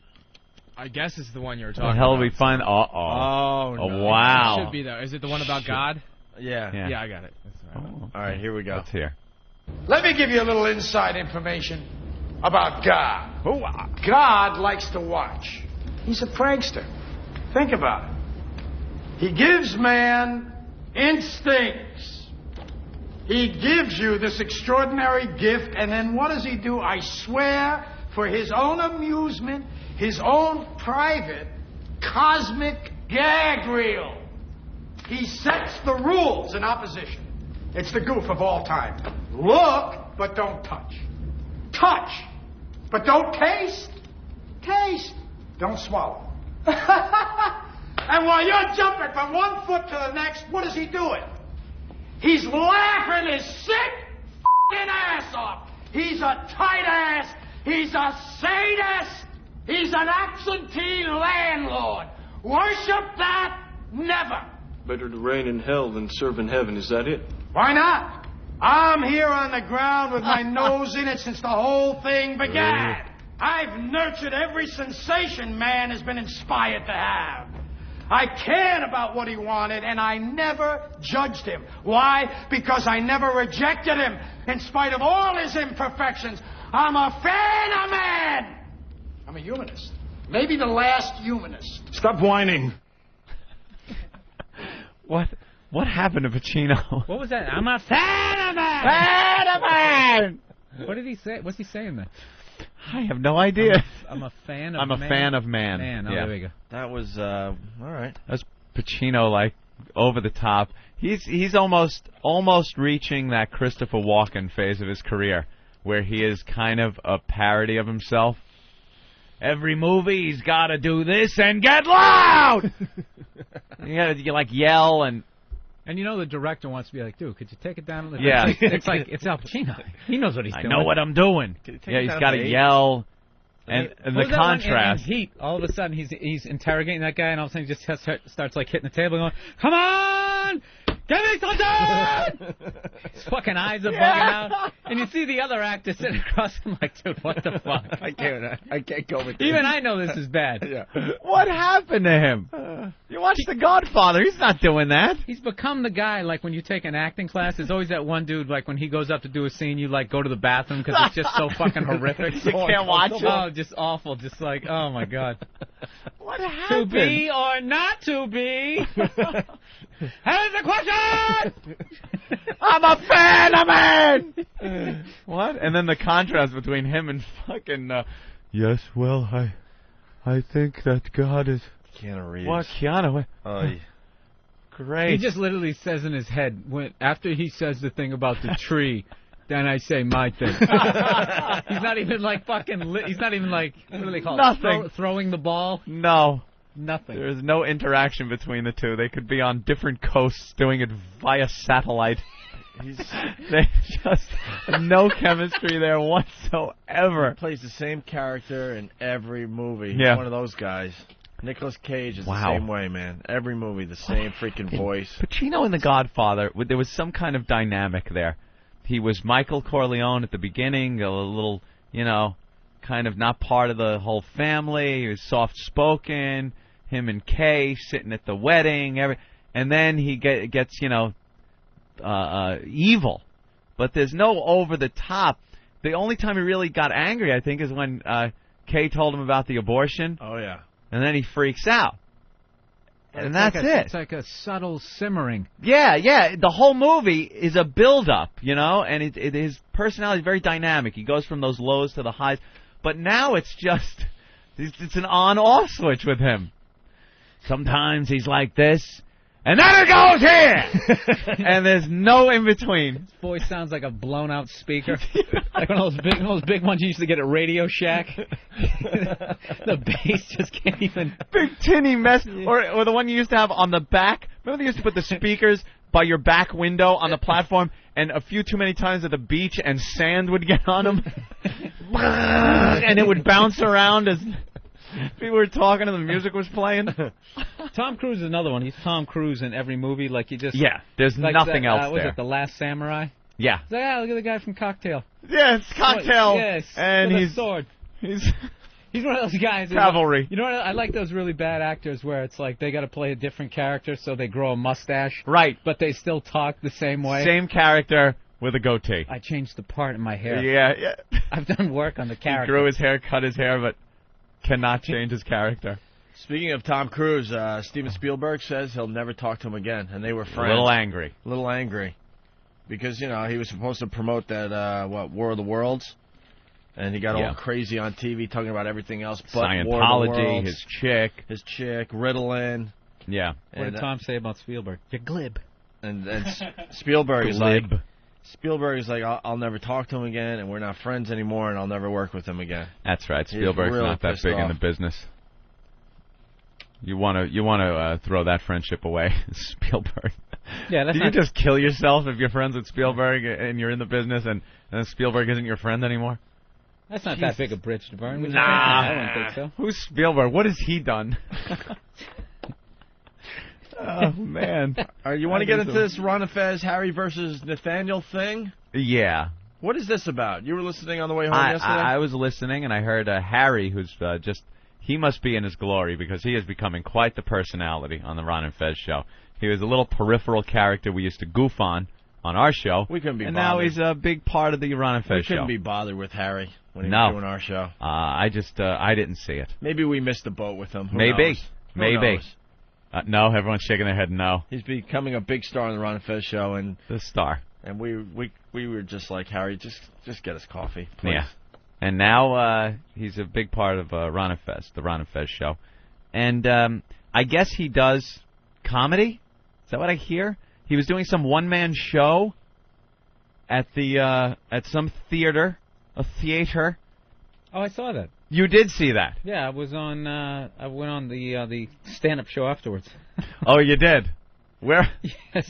Wait, you actually saw Harry? I'm just admitting to these awful gigs. Yeah, he was performing in Starbucks. Oh yeah, I went on after. Oh shit, did I just let that out? Right after him. Yeah, he was at UCB theater. Right. Yeah. Right. Was he funny? Good? Yeah, it was funny. Harry was funny? It was cool. Like showed like clips and stuff. It's a whole. I mean, it wasn't like O&A funny. It wasn't O&A funny. Like, there wasn't like transvestites and shit like that. Well, what I hear is a presentation. He had like slides. Yeah. Did he have slides? And he would comment on things like Dick Cheney and anything else. Bush. Was it political? It's like a one-man show. Anyone? Bueller? Little help here? He was trashing the media. What, is he here? That there was no news. Oh, well, bring him in. There's Harry. Look at this. It's like a crossover. This is great. Isn't it? When the Flintstones went on they did the Jetsons. So bring up the biggest hack reference to a crossover that everyone brings up. Flintstones, Jetsons, yeah. That was good. But no, I was doing it was a political one-man political one-man show. And it wasn't slides like a presentation. It was like bits type of thing, But did you have a slide projector? This is not the man I saw on stage the other night. You guys have some sort of fucking hold over this guy. That wasn't him? Posture. The whole way you're holding yourself, man, it's just different. Yeah, I get very uncomfortable when I come into the studio. studio. You're making me look like an asshole because I just talked about how great you were. I actually have clips in the delete of it, if you guys want to. Now, wait a minute. I'm confused with the slides or the projector or something. Well, no, it wasn't all like bits and things. There was part like stand-up and part like I would talk about, Bush being Time Magazine's person of the year. Did you have a projector? Yeah. Okay. You just said you didn't. Well, it's not a slide projector. It's like a PowerPoint. Who cares? Okay. Just tell us what the I don't care about the technical aspects of your projector. Something was projected and you commented on it. Yeah, and they were I had short films and things like that as well. I'm like this is like a liberal going on Fox News right now. Yeah, it's over. So there were it's not even about the show. So there were did you have a marker? Well, I mean, it's like a pen. Did you or did you not? I just wanted to undermine his credibility a bit here at first. There were some kind of pictures and then you commented on them. Yeah. But that isn't his whole show. All right. That's just part of it. All right. It's a small portion of his one-man show. All right, so we got Harry in studio, Nathaniel in studio. We got some audio from Ron and Fez because it all started on the Ron and Fez show. All right, you want to go with clip 1? Oh, you have it over here? Okay. Oh. There was like a behind-the-scenes hint dropped of our comedian producer, Harry, going head-to-head against their comedian producer, Nathaniel. Let's do it. Let's do it. Could you beat Than? In a joke-off, or whatever you call it. I mean, at a club, I think I could do well, yeah. All right, so that's how it started yesterday on the Ron and Fez show. Yeah. Now, this would be, how do you compete in a comedy competition? I don't know. It seems a little... The only one I've been in, which I won. All right. Yeah. Going down the gauntlet. Nice. Talking smack. Was done by Applausometer. Ah, the old Applausometer. Fairly imprecise, except in this particular instance. What was it? Just a guy putting his hand over your head? Pretty much, yeah. And seeing how many. But people now clap. that could be skewed one way or another, depending on if the audience has a lot of O&A fans. Absolutely. In there, a lot of Than fans, family members. I don't know. Seems like it could be loaded a little bit. Sure. The other way would be to have professionals that are very, astute in the business watch and then judge. Sort of and like say, a last comic standing type right, thing. like a panel of professionals. I think that's the way to go. That could look at the act and pick it apart. All right, well, we have make someone leave feeling very badly about themselves. We have more audio from the Ron and Fez show. Let's go to track 2 here. All right, so when is this coming down, Fez? I have no idea. It was just mentioned in the hallway, but it sounds like something that we could get rolling on. Yeah, I accept the challenge on behalf of Harry. Harry, can you shut this guy down? What exactly is the competition? It would be like last comic standing. You both in go front do of a crowd. I think I can do it. We put you in a house. You're going to be living together. Oh, wait a minute! I got an email. Voss is in. I don't even know how that happened. Wow! But Voss already heard. He heard last comic standing, and he said, "Count me in." And Harry is Ralphie May. Yeah. All right, so that's from Ron and Fez yesterday. Yeah. Let's go to track 3. So, Harry, you're going to shut Nathaniel down. You'll finally shut his pie hole. Well, I mean, I like the guy, but if he wants a comedic challenge, if he's feeling froggy, jump. Let's do it. Now, what are some of the stipulations you want? I mean, I don't know. Nathaniel, I don't think is going to have, like, slides and stuff like you had last night. No. Should it be straight comedy? Hey, no, any way he wants to bring it. I mean, I'd like to do it in front of in some kind of comedy club setting, in front of an audience. You know what I mean? And that we'd both go on, you know. Why don't we bring listeners in here? We set this up. I guess we could go about doing that. I mean, I wouldn't mind that. Danny's trying to get a hold of Nathaniel on the line. Here's the way I want to do it, and see if Nathaniel's brave enough. Loser leaves town. Do it the old-fashioned way. Loser leaves XM. No, I don't want to see either of us leaving. It won't be you if you're the funniest. I know, but that thing, you never know when something can go wrong. I like Loser Leaves Town.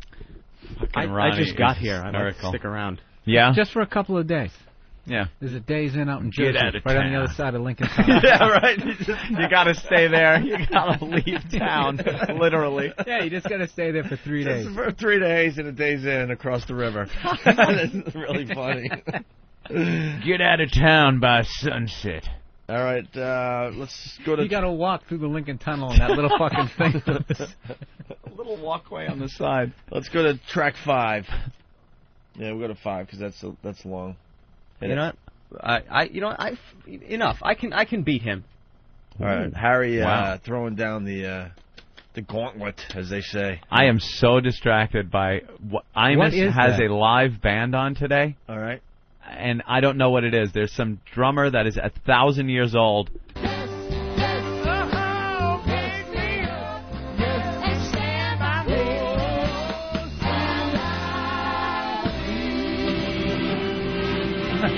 Who is this? Lord.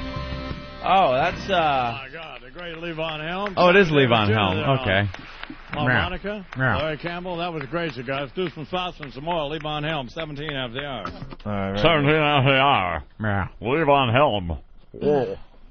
Yeah. Maybe we could get stuff like that going on. No, come on.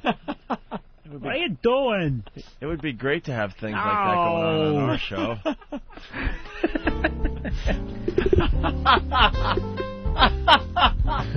Hey, now you got the music. Come on. No. I only have 3. That's all I can do. That's all you can do, but the music's playing now, so it really sounds good. You got to add one more for variety. One more? Yeah, one more word. Maybe one, maybe... Oh, you're setting me up to bomb. I've been in this business long enough. Come on, say banana the way he does. I'll be like, no, come on. Banana. I can't do it. Fuck that. I told you I suck at this. All right, so Harry is claiming he could beat Nathaniel in a laugh-off. All right. Now Harry discusses Nathaniel's weakness. Oh. This was on yesterday's Ron and Fez show. That would be track 6. Oh. Hey, John, you're on Ron and Fez. Hey, if you want up the ante on this comedy joke-off, don't make it a leave-the-town match. What you got to do is you got to set it up for Keith the Cop to come in and tase the loser live on the air. You know what? I have no problem at all of Fez and Harry being tased. They will not bother them even slightly. Why get a taser involved? Isn't the hair enough? You feel like you can represent? Yeah, man. I'm gonna bring it. People don't understand, you know. Cause what is the weakness for Nathaniel? Nathaniel's weakness? I don't know how much he deals with crowd work at all. And you do? Well, not because I hear you in here working the callers, working me and Fez, and I'm like, that kid is quick. I think Nathaniel's thing is that just he hasn't been doing it as long as I have. Mm-hmm. How long have you been doing it? I've been doing it for 4 years now. 4 years. Yeah. How long it's Than? Do you know? I think less than a year, or a year at this point. And he's very fun. He's really a funny guy. Nothing to take it away from him. But if that's what this is about, I got to represent, and I'm going to win. Wow. So he's talking smack about your experience. Now, I unfortunately, I have not seen your act, Harry. I've not seen it. I've seen Than, and I was stunned that he had been doing this for such a short period of time. Yeah, he's we very like- natural on stage. We like him. His delivery is great. You would think he'd been doing it for years. A lot of confidence in his eyes. Yep. Something Confidence, to prove. funny material. I would say that face is something to prove. Do you have And a clip he's- of your stuff? Yeah, I have some stuff in Gillette. I would like to hear a little That's of a that. lot of stuff. And I've seen Than work the crowd and work hecklers and stuff and do a great job. You know what? We know what Nathaniel's all about. So, Harry, which bit do you want us to play? Because I don't want to just, Pick a good one. Pick a good one. Pick your best bit. Go on. Get a good one. Get a good one. By the way, this is the worst challenge ever. Why? Because they're not talking smack yet. Yeah, there's a little smack talk. You got to be in Harry's- studio. There's a lot of staring. Harry's complimenting Nathaniel too much. I'm going to kick his ass and he blows. There we go. Wow. And not a- All right, there you go. All right, what bit are we going to hear here? Can you riff on It's his wrinkled about green weapons shirt? of mass destruction. Yeah, From the reason I wore this is because it's cold. I'm not wearing Gap this for fashion kids? Really? Statement. Yeah, it's. I hope you were spending the time you should have been ironing, working on your act. Maybe that's why. Wait, so you're wearing a short-sleeve shirt over Well- a short-sleeve shirt because you're cold? Is And that it's shorter. 10% of arm you're It's supposed covering? to be longer than the shirt that you have underneath it. So Right. it looks a And little you're cold, ridiculous. you usually Like wear a vest. Yeah. He really is going to get out of town. He's like an old West bartender. He needs those things around his arms. Couple of shots of whiskey. All right, so this is a bit on the weapons of mass destruction. All right. All right. Weapons of mass destruction was the biggest phrase. Weapons of mass. We have to go in Iraq because they have weapons of mass destruction. I don't know if you watched the coverage of the war like I did, but the Iraqis barely had weapons of regular destruction. Not exactly the best adjective to use. They painted this picture as if he had the weapons, but he just refused to use them. Like, I saw them, they have been bombing us for 30 days now. Do you think maybe we should use one of the weapons? Not yet. I want to see where they're going with this. That's funny. It's not bad. That's good stuff. I will be honest in saying that the guy who comes in here at the radio station, not the guy who does the stand-up. And I don't know why I can't make the transition. Oh, boy. It's not the guy? No, I'm saying... You're not that guy. No, I'm that guy on stage. You know you're when gonna I have to stand do- up. Are you going to do that like when you go in for acting auditions? When they go, hey, you know, I think you really No, got I'm not something there, that kid. guy. Not Come that in and guy. read for this part. Okay, before I read for this part, I just want you to know. But The it's- guy who's going to read for this is not that guy you saw No, on stage. what I'm saying is... I'm not He'll hearing be any here shortly. confidence. I mean, obviously your stuff's pretty good, Yeah. but you have no confidence. No, I have no confidence in my And- ability But on if the we do radio. this laugh off, we're going to do it live on one of the shows, probably on Ron and Fez. Yeah. So you're going to have to do it for a national audience. They are actually doing you a favor. This awful vibe that this I know, unsupportive thing. Yeah, you got to be able to plow through that. Tough love. Nathaniel, comment? No. Sorry. Yeah. I mean, I think that I'll do fine. Mm-hmm. I don't know. Is all your stuff politically It's based? not all politically. No, do we have another example of something that isn't political No, on the left? the only thing I loaded up was the political stuff from the Monday night show. What else do you touch on? I mean, I touch on everything from, Relationships. personal life, relationships. Yeah, personal life, parents, stuff, things like that. Yeah, family. Family. Related stuff. Well, let's play another track. Which one you want? Go to the one on, hold on, let me see. Just pick one at random now because that was like a good one and he knew it was good. So now just pick one. See what comes up. Bush skin color. All right. Here's Bush talking about freedom and democracy in Iraq during the 2004 election. You know, there's a lot of people in the world who don't believe that that people whose skin color may not be the same as ours can be free and self-governed. I reject that. I reject that strongly. People think that, Mr. President? Nobody thinks that. You just made that up. And it's fucking brilliant. You can do that with anything. There's people out there who think it's okay to call Canadians snow faggots and...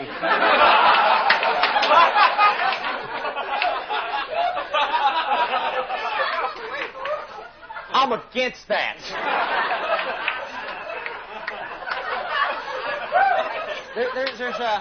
There's people out there who think it's right to cut off baby heads and skull fuck them.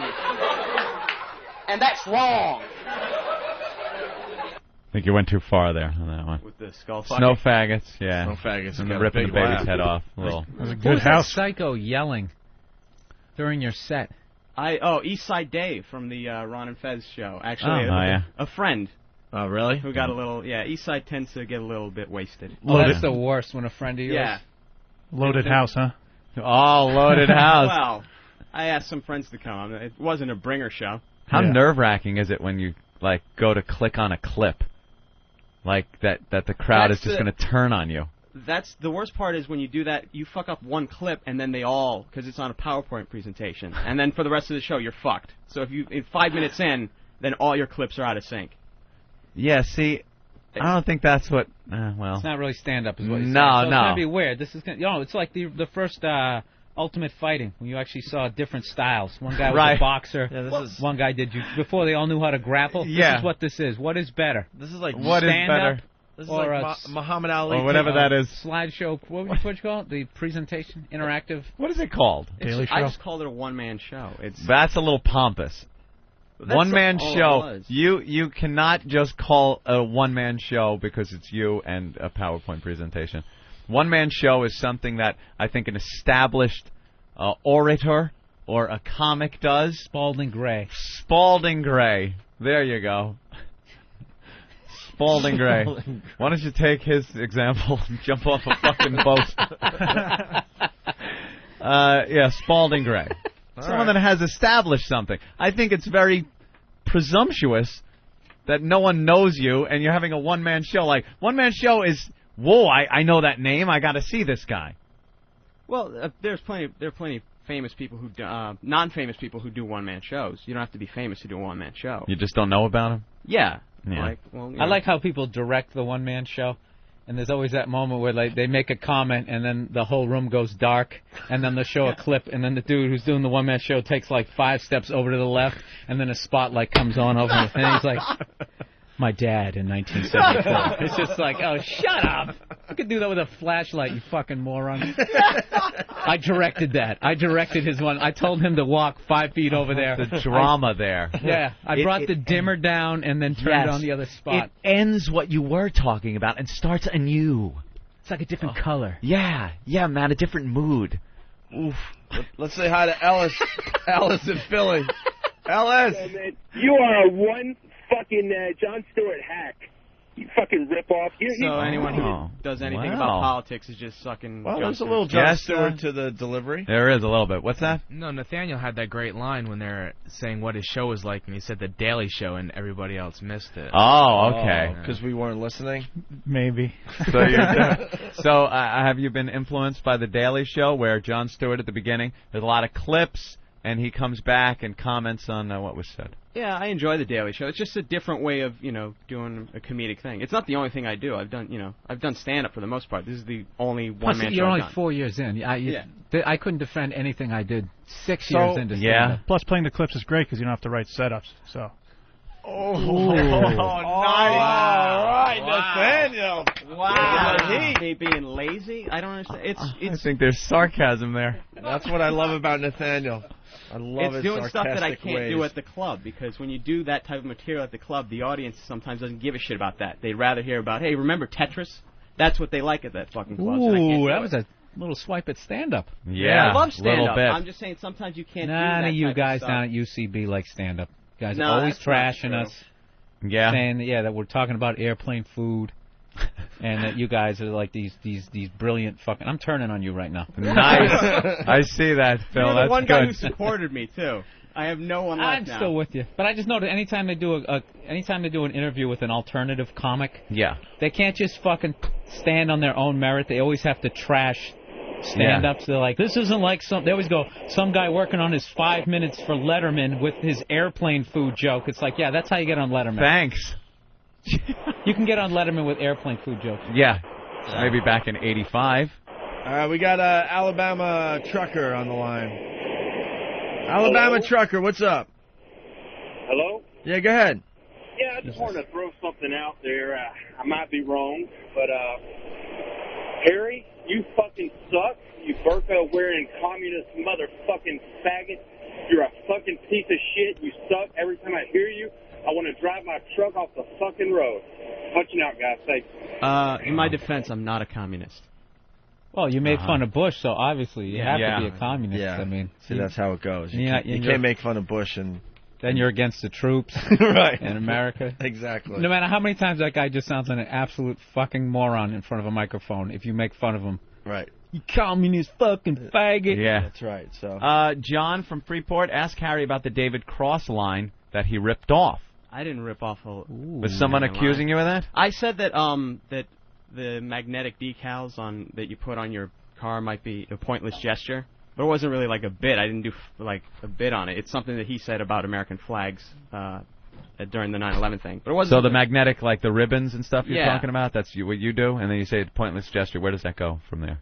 It's not a bit. It's just like a quick reference I did. Both hack topics, by the way. Yeah.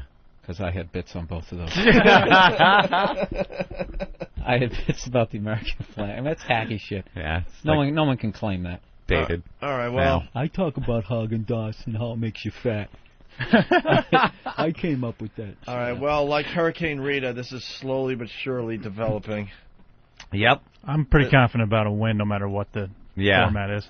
This Harry Nathaniel laugh-off is slowly spinning out of control. There's just a lot of stuff going on, it seems, with you're dependent on technology. It's like a shuttle launch. It could end in disaster and loss of life. Some tiles come off. Yeah, during his hack, he loses some heat tiles. Can't bring them in to the end of the show. I have done one-man show. It was Monday. Before that, I've never done one. I don't have another one scheduled. I've been doing just stand-up. did stand-up. Yeah. So it has to be a standoff. Well, yeah. It was standoff or whatever. Yeah, I wasn't going to bring slides with me. All right. It's just No, color charts and... some grass. And what happens when you have to go to Kinko's before your act? It could be a problem. It's just, it helps. There were a lot of, like, Letterman-type bits that I Letterman-type bits? Well, yeah, things that aren't necessarily Letterman-esque. What? Things that aren't necessarily like stand-up. Yeah. Like with the... Photoshop stuff. Oh, you do Photoshops? Yeah. Wow. You do them yourself? No, I You don't have a guy... I have a friend of mine who did that it. does the Photoshops. Yeah. And then you bring them on stage and they get laughs. Yeah, it did all right Monday. I mean, it did pretty well. Does the guy who directed the show? Hmm? Does the guy who directed the show also do the Photoshop? Or do you have a whole staff helping you? I just have friends. Isn't that's a little odd? Like someone else's shit Well, is going up there. It's my idea, and I come up with the concept. I just don't have the skill to Photoshop it. What is came an up with example a of one bit. of your Photoshops? One of the bits I had was I was talking about how mission accomplished. He had that banner. And Right, that's we just, all saw that. That's just a catchphrase. It's just like a bumper sticker. So that wasn't the first slogan they were going with. Ah, they were so actually you going, photoshopped a bunch of different slogans. What were a couple of them? Yeah, honk if you're Arab. There was Jesus saves white people. And the one I thought was the catchiest was ass, grass, or cash. No one starts a faulty invasion for free. And it worked. It killed. I mean, it doesn't always work well as far as stand-up goes. It wouldn't be a bit that I did stand-up. Yeah, it's kind of a visual. Yeah. All right. Well, glad I made you go through that visual bit. Me too. Eroding credibility. Well, One we'll see where explanation this goes. All right. I'm sure Ron and Fez will have more on this. It's Harry versus Nathaniel in a laugh-off. Yeah, we'll keep tabs on this developing situation. This is so exciting. Yeah, keep your excitement in check there, Ope. Jesus. That's all right. I like it. Yeah, why not? All right, we'll continue in just a bit. I can't find a bra that will holster my massive hooters. I'm very proud of my big toe. Thank God for Whip 'em Out Wednesday.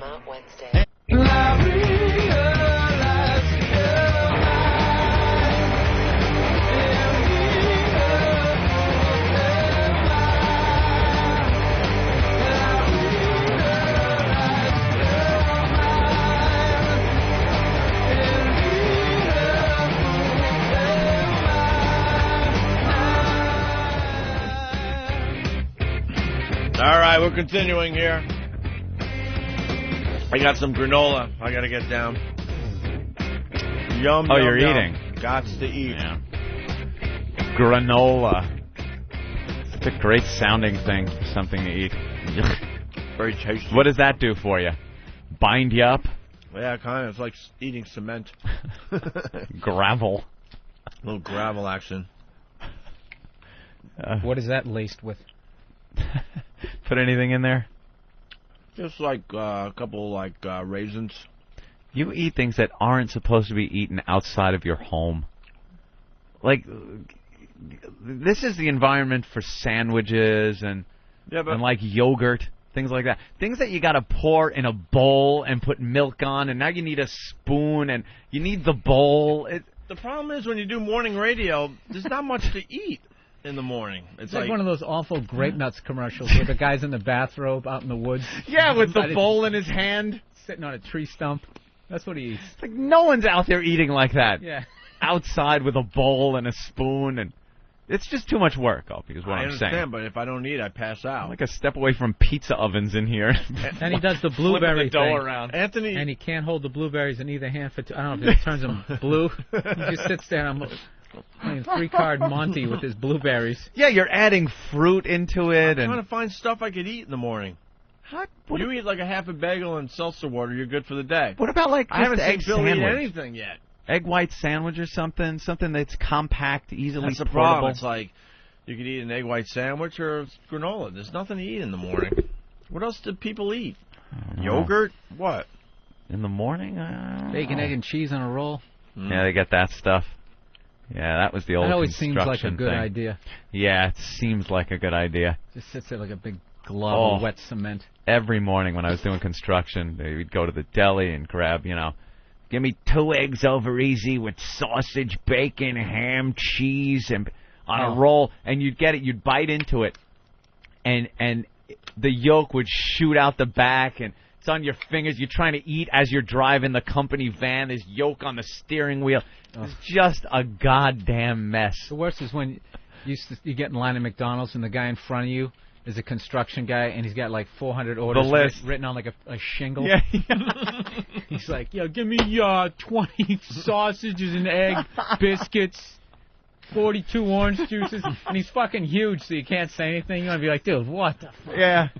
It used to happen at the deli all the time. It's worse at a deli because it's like one guy behind the counter. All right.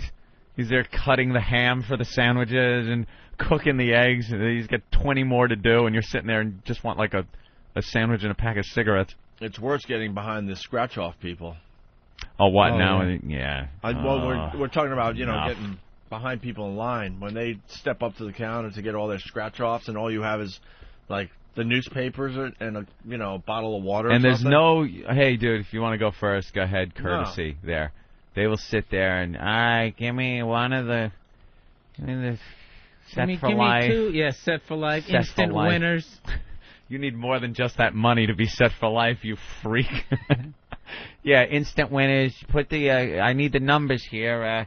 Give me 3, 5, 9 boxed. Give me 1 broken 8 months, no matter how much I win, because I don't understand money.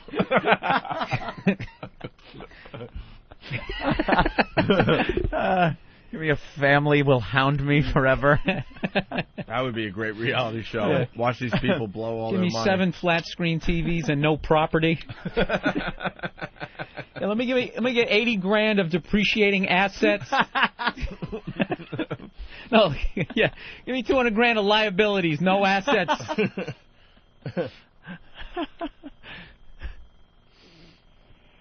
Julie. Yeah. Help me out. Okay, Anthony. Yes, Julie.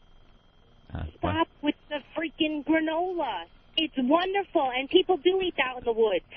I'm out in the middle of Montana, out in Grizzly Country, backpacking, and that is exactly what people eat. We ate couscous and grilled vegetables because animals don't smell that as something different from the environment. You goddamn hippie. I'm totally not a hippie. I'm totally a corporate totally person. are. I have a corporate job, but you know what? Well, are you a vegan, man? And Opie, let me tell you a really good breakfast. Yeah? Steel-cut oatmeal. Don't cook it. I've started that, but it takes a half hour. No, don't cook it. Don't cook it. And then put skim milk, coconut, peanuts, walnuts, frozen blueberries. Fish oil. Frozen blueberries. I was with you, but this steel-cut oatmeal, I started cooking that crap up. You can't eat that without cooking it. Yeah, you can. It's like eating put it little with the- pebbles. Don't cook it. All the nutrients will come out. Are you a vegetarian? Not at all. No, you eat meat? Absolutely. Okay. I had you pegged as one of those. No, one of them no, I'm vegans. I'm totally not one of those type of people. But when you are traveling, when you're backpacking and doing that type of thing, you need things that are light. Oatmeal is one of them. Light. You don't carry sugar. You carry, you carry How other far are you alternatives. backpacking that you got to, like, figure in the weight of the food that you're carrying? How long do you go for? Couple days. Couple of days. How much food are you going to carry where it's like, well, that puts us over the top for weight? I never understood the whole walking in the woods thing. Like, where are you walking to? What's the goal? Well, my goal was I wanted to see wildlife in Montana, so I got to see grizzlies running in the wild. I mean, how many people can actually say they saw grizzly bears? We do every day. Comes in You with and your backpack. lousy clips. That's why I would never do that shit. You like instantly realize, why we live inside. When you go, everything's faster. Everything can fly, fucking run. I mean, if a squirrel wanted to attack you, it would win. It could kick your ass. It could. It You're fucking right. You couldn't stop it. You'd be freaking out, screaming like a girl. And you're sitting there with your backpack and a walking stick, just in case something You're jumps right. out at you. You think you're so tough until you Yeah. walk in the woods and realize, You ever see that lady? She's riding the mountain bike, and this mountain lion jumped on her. Yeah. And literally was only on her for half a second, ripped half her face Her off. face right off. Well, you always fight mountain lions back. You can win a mountain lion. Yeah, sure you can. How? Well, first of all, you carry knives. Oh, there you go. And All right, And Tarzan. you carry pepper spray. Pepper for the spray. bears. So And it's not a little bottle. It's not a little canister. It's a huge bottle that clips onto your pack. Yeah. Would you have it in your hand as you're walking through the woods? I Yeah, mean, this- because those things don't announce their arrival, especially when you're riding a mountain bike, and a mountain lion eats your face. He didn't announce that he's coming out. Well, no, mountain lions, you have to be most concerned about mountain lions because they're very, very stealth-like animals. They hunt you. Whereas the bears, if you walk into their paths... See, that's why I can't go walking in the screwed. woods and hiking and stuff, knowing that these things might be just looking at you and deciding if they're going to pounce on you or not. Well, I was lost in the woods really once. don't have much of a problem. Black bear comes right down one of the trails, and I just stopped dead in my tracks and looked at it, and if it decided it was going to turn around and do anything, it didn't do anything. It just continued on its way. But if it decided it wanted to do anything, what was I going to do? Did we ever Done. tell this story? Yeah, I told it on the air a while ago. You sure? Yeah. Because I thought this happened after we... Told it when we got back. Oh, we did? Okay. Yeah. Yeah, I was Anthony got upstate lost New in the York. woods. Went hiking and went down the different side of the mountain and got lost in the woods overnight. In October, me and my chick. All right, Julie, and thank we you. had to find a lean-to that was like, we found these signs that said lean-to this way. What does didn't that know mean? It meant that there was this lean-to, a piece of wood That just protects on the it from the ground rain. and some wood on the ground, so you're not laying on the ground. It was pouring rain. It was freezing cold, and we had nothing. Were you crying? I was so close to just losing my mind and busting into tears and just losing. They went for like a 2-hour hike. 2-hour hike. Did you send the story into Reader's Digest? And then, and we just kept walking and walking and walking, and it got to the point where we had to go down these cliffs where once we went down them, I knew there was no turning back and going back up. You just had to keep going. And there was just nothingness. And we had no food, no water. It was raining, so we stood under this big tree that was dripping water with our mouths open just to get water. And finally so it started getting dark, and I'm like, we can't walk out of here in the dark. There's no way it's going to happen. We will fall and break something because there are cliffs and stuff. So we saw the sign for this lean-to. We got there. It was already dark by the time we got there. Had one jacket, which we both had to, like, sleep under. Didn't sleep much. Woke up the next morning. We'd been walking so long that my ankles, I could barely move them. It was so now I'm walking like a cripple for the rest of the way to try to get out. Another 8 hours walking out of the woods. Finally popped out onto a road and found some kind of a ranger station and got driven Christ. back. Yeah. It was just the worst. And I will never, ever go hiking again. And you saw a bear. Yeah. A During bear this whole walking thing. across the path. And I'm like, oh, great. Going to be eaten by a bear. This is fantastic. Great. I don't fuck with nature on any level. I don't No. go in the ocean. No ocean? Oh, my God. The ocean is the scariest goddamn thing. There are so many monsters under there. The Yeah. water alone, that whole, what's that thing, the riptide or the undertow? Yeah, undertow and the rip currents. And you're supposed to just relax and be like, okay, it's pulling me this way. I just got to swim to the side. You don't do that. You're like, sucking in fucking shrimp and shit. You're dead. Nobody does that. That is so funny. Yeah, just relax as you're getting pulled out and don't know how far Yeah, out I'm you're supposed to going like wet my finger and see which way it's the fucking the wind blowing, Yeah, and I'm being brought out in this current. Now it's going to bring me out, and then swim Sideways. sideways, Parallel to the parallel shore. to the shore until you're out of the rip current. Yeah, no fucking way. Sure. No Keep way. the knife in your teeth just in case the sharks get you. Dude, in a shark, it's like not only getting eaten, you're drowning at the same time. It's like everything but being lit on fire. It's like the worst fucking 2 out of 3 of the worst deaths ever. And it's not like there's not options. There's pools, there's lakes. I'll swim in that Right, shit. you know there's nothing under there even like gonna a get- lake. It's just like Lakes are scary too. Yeah. That's one of those things, and they don't give up their dead. Yeah. Because the water is so cold that whatever fuck happens in your intestines, you never float to the top. So you're just down the bottom. You and a fucking pirate. Just from fucking 400 years ago. That's how you have to spend eternity with a fucking pirate. You're a fucking pirate. Holy shit. It's a little long, but that could be a new name for a member of Whackbag. Me and a fucking pirate. That is horrible. That's classic. You don't, I did a gig with a dude when I was in Green Bay, and he goes, I own some property. So he goes up to show it to me, and we went up there, and there were bear tracks, and we were 10 feet from the car, and I just went right back to the car. It's like, Yeah. He's like, they don't do it unless they're, like, hungry sure. and, like, Yeah, aren't they usually hungry? Yeah. Because their whole life is looking for food, pretty much. Yeah. Unless But, they're having dude, I've sex seen to you make do more. comedy. You suck at that, so I don't. I'm not going to go out on a limb. But, I'm not believing you. Yeah, your wildlife skills are just as well. I like going down to like the Bahamas and going in that water there, but I never go out over my head, and still, like you said, it's creepy. You could see down to your feet. The Yeah. water's completely clear. That kind of helps me out a little. I I'm constantly looking around. I swim out to the buoys and everything. No. Oh, I did yeah. it one time. I went to the Dominican Republic, and I did that snorkeling thing. Yeah. And it's just all these schools of fish were going around, and everybody's like, oh, my God, it's so beautiful. I'm like, dude, this is fucking bait for bigger fish.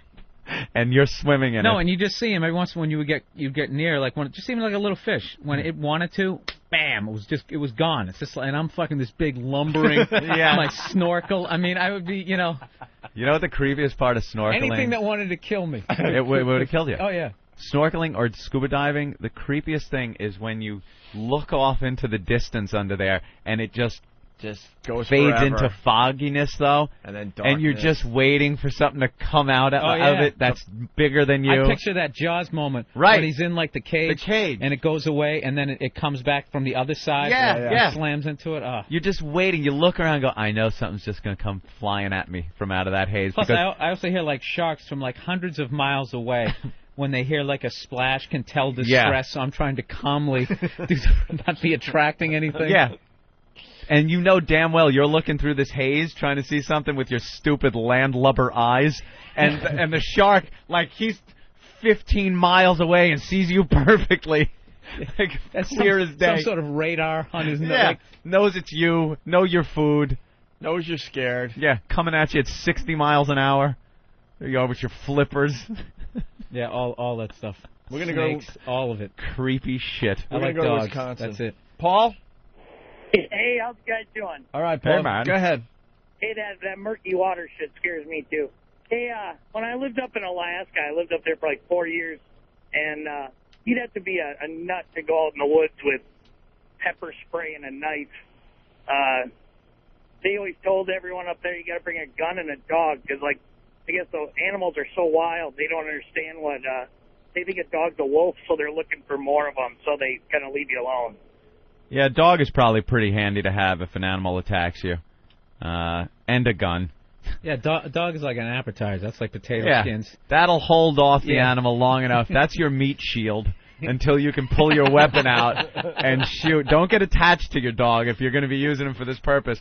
And as he's getting eaten by the animal, as the animal's mouth is full of your dog's throat, then you fire a few rounds into his head. Not caring if you hit your own dog because you really didn't love him. This is a good question for Anthony. Chris, go ahead. Chris, turn down your radio and talk to us. Let's go. Yeah, I wanted to know if y'all were spooning with that one jacket that lean-to. Yes, we were spooning. Were you spooning, Anthony? No, we slept on separate sides of the lean-to. Of course. You didn't sleep, though. I dozed off a couple of times, but let me tell you something, how creepy it is. It was raining, very cold rain, thunder and lightning, and so I'm laying in the lean-to.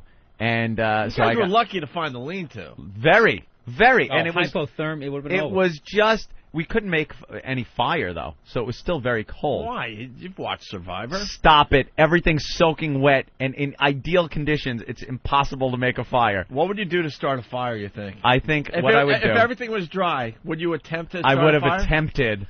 Probably, I would have looked for any kind of string that was around and made a bow and tried to wrap a straight piece of wood, and then use another piece of wood that with a little rut cut in it, and then put the straight piece with the bow and grab a rock with some kind of indent and put it on top of the straight piece, and then with a bow back and forth real quick, try to make some friction in the other piece of wood. Sure. Yeah, that would have worked. We saw that on Survivor. It wouldn't have worked. It took by them the way. days to It takes to start you, a fire. It's a talent that takes a lot of practice. So I'm laying there in the lean-to, and now I got a sideways view of the world because I'm kind of laying down. It's very creepy, and with each lightning bolt, the whole woods lit up. So It's and like then, a horror movie. and then got You're just waiting for that pitch face. black. You're Right. just waiting for that face. Right. You see the face for the split second, then it's pitch dark again. Yes. I was waiting. Holy crap. Like not even so much where the face would be right by your face, but in the distance at the tree line by where this little clearing for the lean-to was. Every time it lit up, I would just expect to see some horrific silhouette of the Like person Evil that's Dead? going to kill us. Yeah, Evil Dead, some type of just zombie, anything. This is actually making me want to take like a survival class because I really, if something ever happened and like the whole system just failed, I would last literally like about 18 minutes. Just walking around the woods was like your laptop, still believing that the system was coming back. That would be my lean-to. That would be my lean-to. I just open it up and stick Put my your big, head under big the head laptop. underneath it. What if you saw like red eyes out in the woods? Dude, I would have freaked out. I was on the brink the entire time, and then the night it took so long. It got dark, I guess at about 7 o'clock. So by 7 o'clock we're in this lean-to, and I know we're not going to be able to move for 12 hours until the sun comes back up. So you'd nod off, and then like wake back up. And I go, okay, how long was that? I'd look at my watch, and it's like, I nodded off. Last time I looked at the watch, maybe it was 9 o'clock at night. It's like 9:15. I'd been out for maybe 15 minutes. I thought it would be 2 in the morning. You should have taken turns. Turns what? Someone watch and the other sleep. No, there was no watching. There was... Someone's got to be Charlie Sheen and see that Viet Cong in the distance from the click light. your claymores. That's right.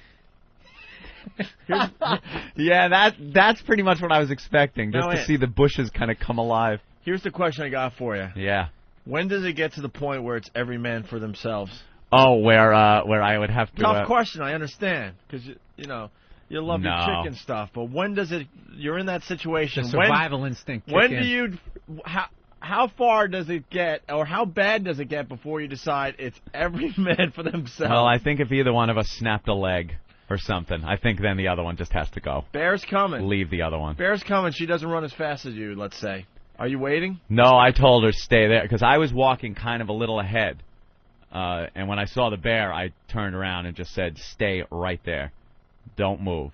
And the bear, like, But walked everyone has across. that breaking point where you have to go into every man for themselves. No. Plus him limping along like Dustin Hoffman and Papillon. With my, I was hobbled. It was worse than that.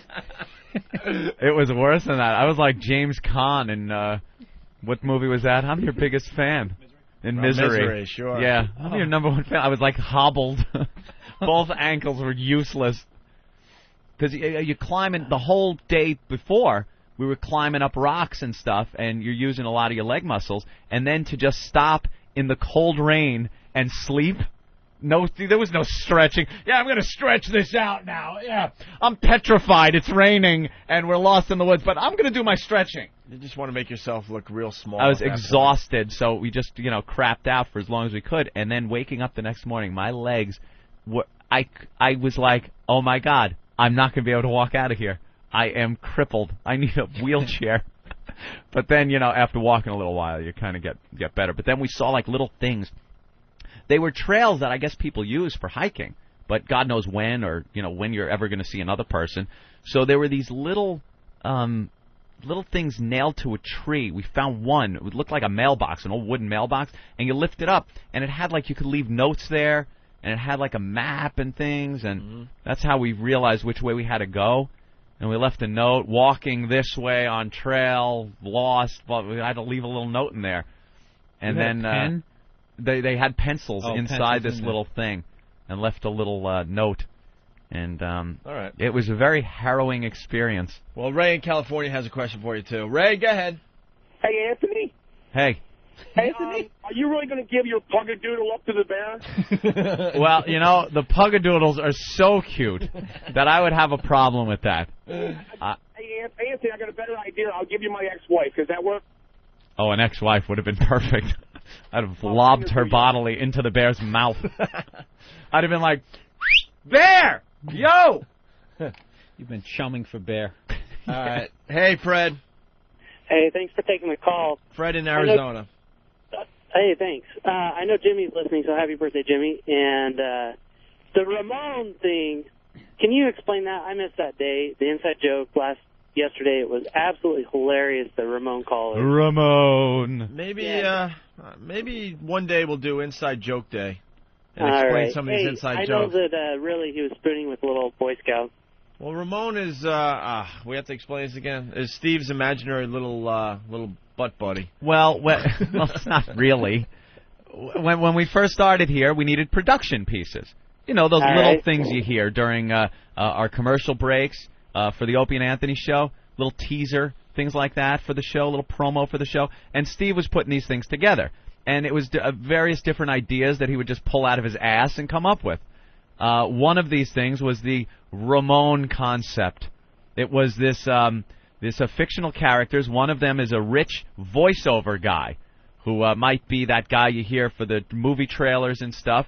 And he does voiceover work from a home studio, and he has a big mansion. And inside that mansion, he doesn't do much work. His houseboy Ramon does all the work.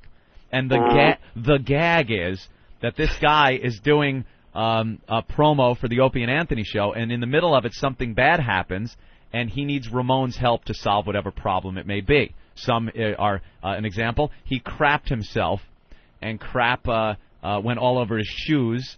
So in the middle of doing his Opie and Anthony promo, he goes, Ramon, clean this up, or clean off my shoes, or whatever fuck one that was.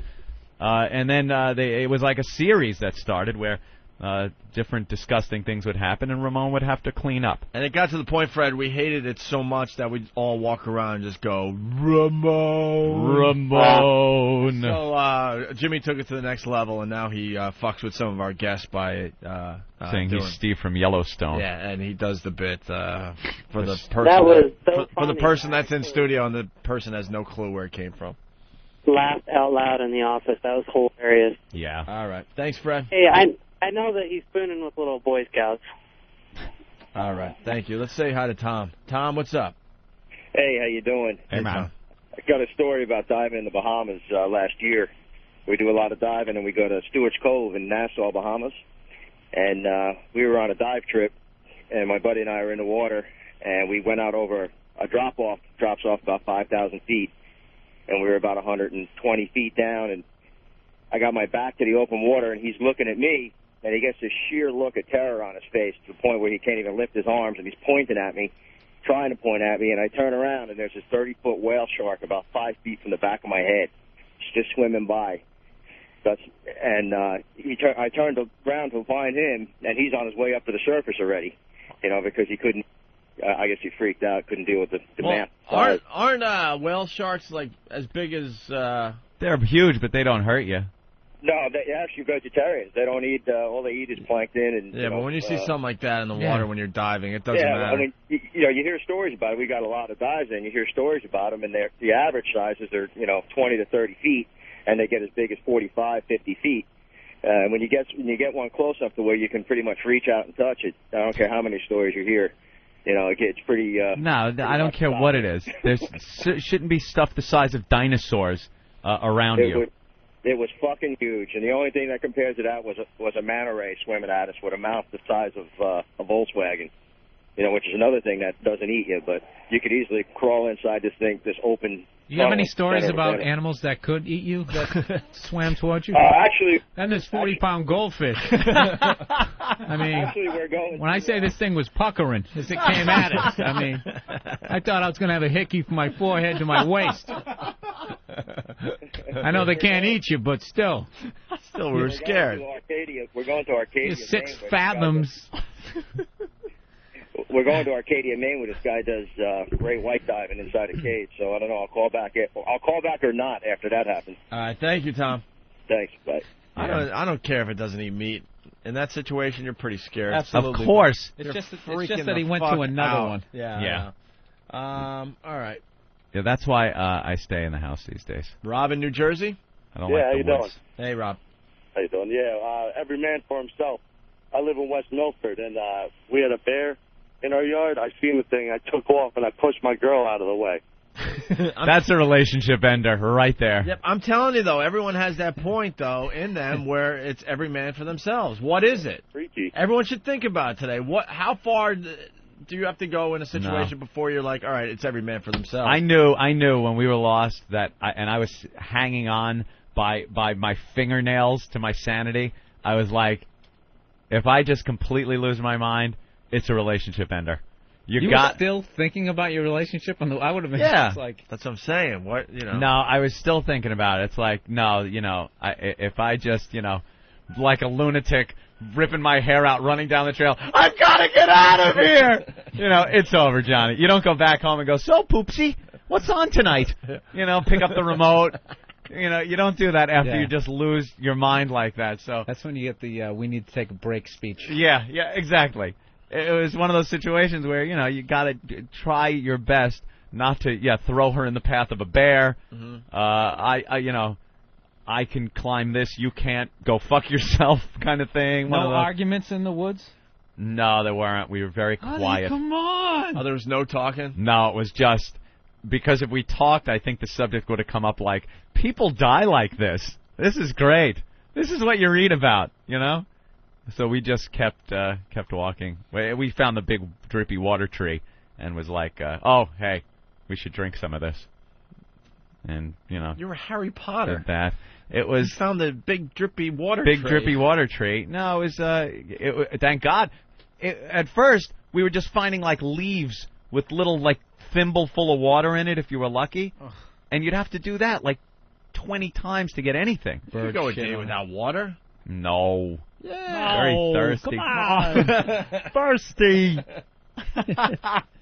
But then we found the tree, and for somehow this tree would channel the water down to a few of the branches, and then just come pouring off the tree. I was like, "Ooh, that is good." Another day out there, you would have been praying to that tree. You would have totally it would have been like, the god. Just mud smeared all over us, killing people that come near the tree, making spears. All right. Hey, remember the Laszlo movie trailer from yesterday? Of course. Well, the listeners have started making their own Opie and Anthony movie trailers. Thank God. I'm sure they're all hysterically funny, well-produced. They sound great. No? What? We'll play a few of them in just a few minutes here. Stay there. Like sands through the hourglass, so is the Owenday virus. How can I honestly say anybody rips me off? I mean, when I hear the same exact bits done, that's how I say it. I mean, what about wow? That's totally their idea. Oh, there you go. Okay. There's something new. Well, and then... There's something new. You know what? I used to do that in Washington, D.C. Tell him, Fred. I used to have people tie bandanas around their cars so that women would take their clothes off in the cars. Dude, get with it. All right, well, I mean... Give me an original idea. Well, Come what about, on. I mean, I know. I used to have my listeners tie a bandana around their car. I mean, I've done it all. What about going off on... I totally know that's you. All right, okay, whatever. I got to go. Please, I don't really want to get into a discussion like this. So delusional. That is really funny. See, Someone found the clip. Yeah, that's something we couldn't play on the old show because of the gag order that he placed on us. How do you tie a bandana around your car? That's a great one. That's a big bandana. What's the matter? My car has cancer. People throwing frisbees to their cars, jump and grab it. God, just showing your age, man. You can't even tie bandanas to antennas anymore. It's all hippied out. You honk the horn, like beep, beep. Dude. Honk, dude. He's so delusional. Oh, man. Just admit it. My bandana WOW is on such your an car. original idea. I invented everything. I've done it all. He even said, I've done it all. Wow. Even the stuff that's going to be invented, I did already. There's no I went into ideas. a time machine Everyone and I already did it. Kill themselves. Right. I've done it all. I was the first one to do anything. Marconi ripped me off, Robin.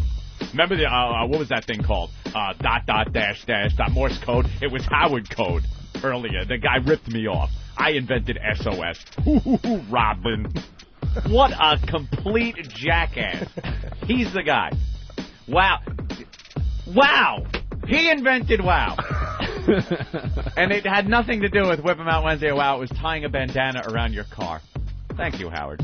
And what were we supposed to do if you saw, like, I don't know. He didn't really explain it very well. Of course he's not going to explain. If someone had a bandana tied around their car somehow, girls would get naked in the car? It wasn't even flash. Yeah, girls would get naked. They're driving, taking their clothes off, crashing into abutments, Robin. I invented traffic accidents. A bandana around an antenna. That reminds me of something else I've heard. It's called the fucking flag. That's not exactly somebody's fucking invention. I invented that, Robin. They say Betsy Ross did that. I sewed the stars on. Ooh, it was all me. I don't care. I don't care. I honestly don't care. Don't care. I invented the bandana with me. Opie and Anthony, the virus is spreading.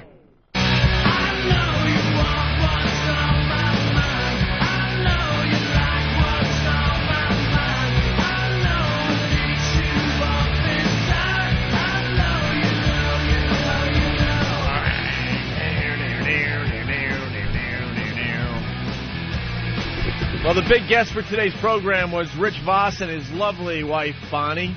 Blown off, huh? They are now married. And he's dodging her. They're an hour late.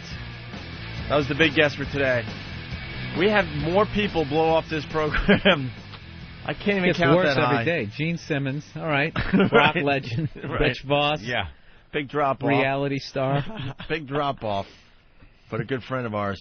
Haywood Jablomi, that old gag from Whackbag. Opie, great idea. Just answering that question would be a relationship ender. You love to start trouble, don't you? Oh, what? When's the line?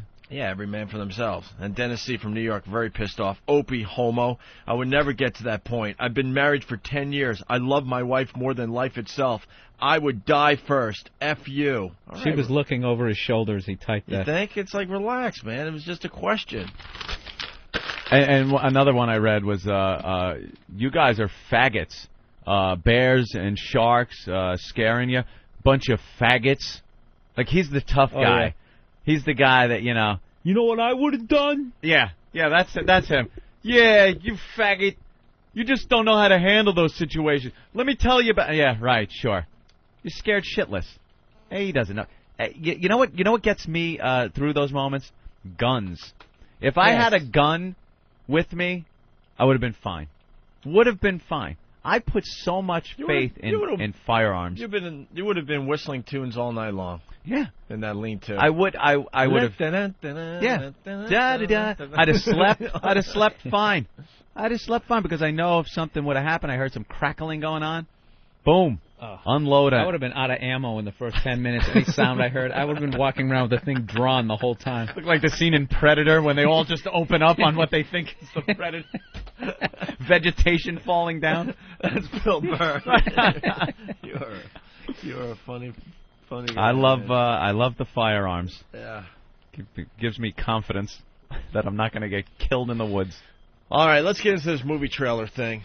We've started a new bit. We'll see where it goes. Well, Laszlo started the bit. He did an Opie and Anthony movie trailer. The king of show prep, Laszlo.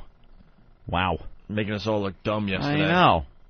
He's phoning people in England. He throws together production pieces. He's like, yeah, well, you know, I was there till 2 in the morning doing this one. Right. Jesus. Well, it still looks well rested. Yeah. Yeah. Well, in case you missed it, here's his movie trailer that he handed in yesterday to this fine program. In 2002, darkness covered the land. The Catholic League is praising Infinity Broadcasting for canceling the Opie and Anthony show. And evil reigned supreme. Robin? Until one day, they returned, and all hell broke loose. Bullshit! Can you hear me? I'm Jim Norton, and I'm on the radio. Shut up. One Wednesday, I picked up a guy in a dress, and he sucked my dick. You just sit back and watch what happens next. Opie. Shut up, shut up. Anthony. Away with you! Away! Away! Leave! Leave the fucking studio! Jim Norton. Every one of you is a time-wasting cocktease. I will beat children about the head. And the O&A Army. Our fans are a bunch of jackasses. 3 men leading an army from the pits of darkness. You are shit.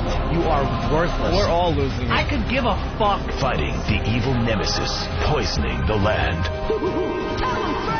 You're just a little scumbag, and I'll just spit in your fucking face. I'd love to spit in your fucking face. Fuck him!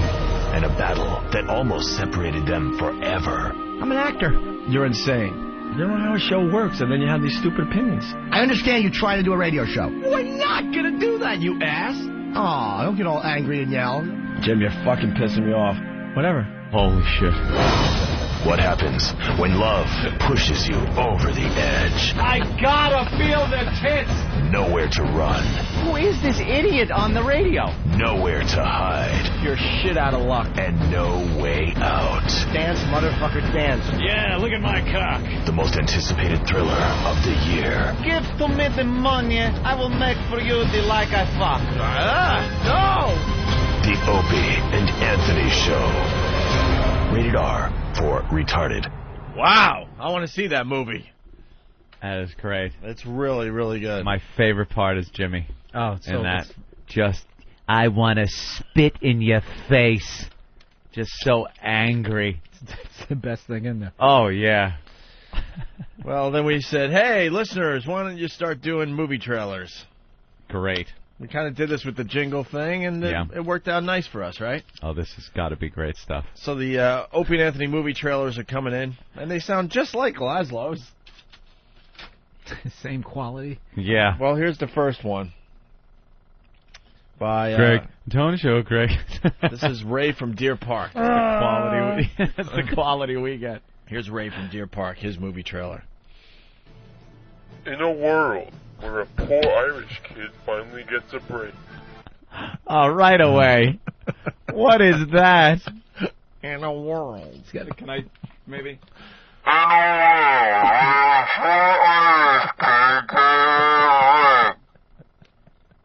Wow. What are you using? Is that the Mr. microphone you got there? Pally? All right. In a world where a poor Irish kid finally gets a break. I'm Opie. I'm insecure of my own personality, so I got into radio. And an Italian immigrant gets a new job. I used to fix air conditioners, now I'm on the radio. As they allow a small-time comedian to hijack their show. I'm Jim Norton.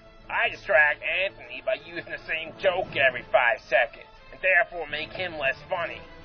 And they blame all their troubles on one Jewish DJ. Hey, Anthony, let's rip off that hook-nosed bastard and start a radio war with him. Wow, that's a good idea, Opie. Opie and Anthony the movie. Wow. Coming this fall. Hey, anyone else want some spaghetti? Holy First of all, shit, this is when you know awful. you're doing Wow. a bad impression, is you have to say who you're doing. Yeah. I'm Opie. His Anthony This and is Jim. Anthony. His Anthony and Jim Norton were the exact same. Same impression.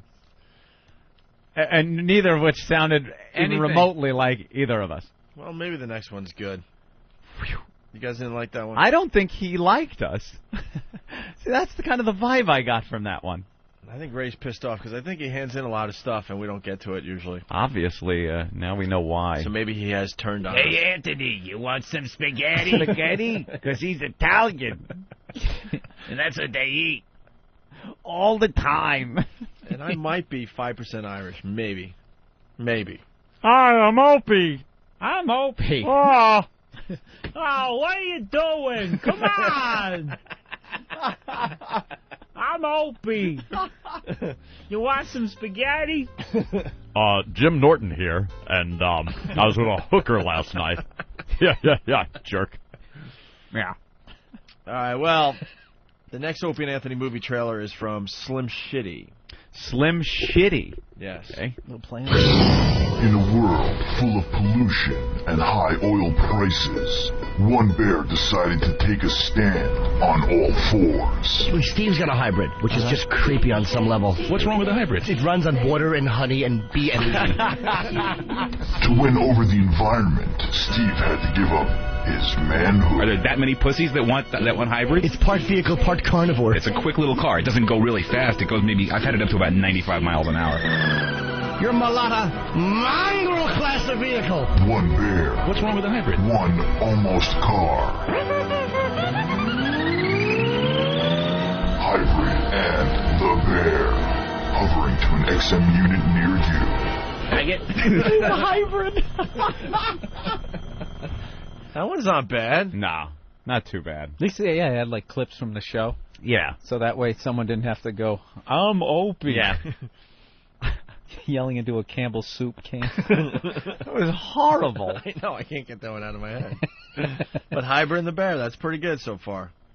All right, the next one is from Bill. Bill who? Do we know? Not our Bill, right? No one knows. Okay, just a guy named Bill. In a world where radio mediocrity reigns. Holy sh**. I guess they all have to start. In a world. In a world. Yeah, Fast Freddy from Jamaica Station writes, in a world lacking of any talent. In a world. In a world where radio mediocrity reigns. Holy shit. One show has set a new standard for excellence. Born in the USA! Opie and Anthony, starring Opie. We'll be doing this all morning. Anthony. This idiot. And sometimes co-starring little Jimmy Norton. Say, Jimmy, how's that Roach Motel in Hollywood working for you, buddy? And Steve the Flaming Fag. Oh, thank you, Steve. You're welcome. Opie and Anthony. Very good, Opie. Rated R for re-fucking ridiculously funny on XM High Voltage 202. Well, this is the start of the bit. It certainly is the start. I kind of liked Hybrid and the Bear. Sort of gives people a launching point. We got a Master Poe movie trailer by Coke Logic from Whackbag. Master Poe. It's long, though. Where's Steve? Maybe we should talk to Steve. Boy. We're going to get Steve? Travis gave the thumbs up. He says it's good? Yeah. Look at Than. Did you really? hear it, Than? No. Okay. Because I would have assumed if you heard it and said Than's giving a thumbs up that it would have sucked because you would have been selling him out.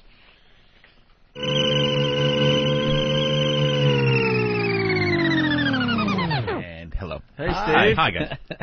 The Master Poe trailer is longer than most, but it's pretty good. Oh. For a listener promo, I should put that. There's always all these conditions put on any. People are so Yeah. frightened to really get behind something here on this show. You really don't Yeah, I add get nervous with that hairy shit. You really don't add much. What do you mean? We take you out of your studio to come in to help the bit a little bit, and you're just like, yeah, it's pretty good. Well, what am I supposed to? I can't give it away. I don't want to really, give a whole thing away without, play it. Play it. I mean, it's not. It's a listener promo, so it's not really up to snuff with what Laszlo did, but it's above par considering a lot of these guys are sending in hissy drops and audio they ripped off some website somewhere. How many have come in so far? The 4 that you have. That's it so far? Yeah. All right. Well, after the ones we played today, you're going to get probably 8 tomorrow. Great. I can't wait. I can't from the wait. 10 new listeners. Yeah. And then 16, 10 new then listeners, 32, right. then 64. I think Bill should preview these. And so on. And so on and so on. All right, Steve. Thanks a lot. Yeah, no problem. All right. There he goes, Steve. Oh, he must be real busy. Oh, wait. How did that happen? He started. You notice how his eyes, like when left he it gets, idling. he leaves them shut? Yeah. That nervous reaction? I don't want to look at people. All right, here it People is. send in promos. The next Opie and Anthony movie trailer. It's about Master Poe. In a world of mystery. Oh, boy. It's always in a world, isn't it? In a world. Yeah, but it's not that inaccurate. Most movie promos start with that. They really do, yeah. In a world. In a world.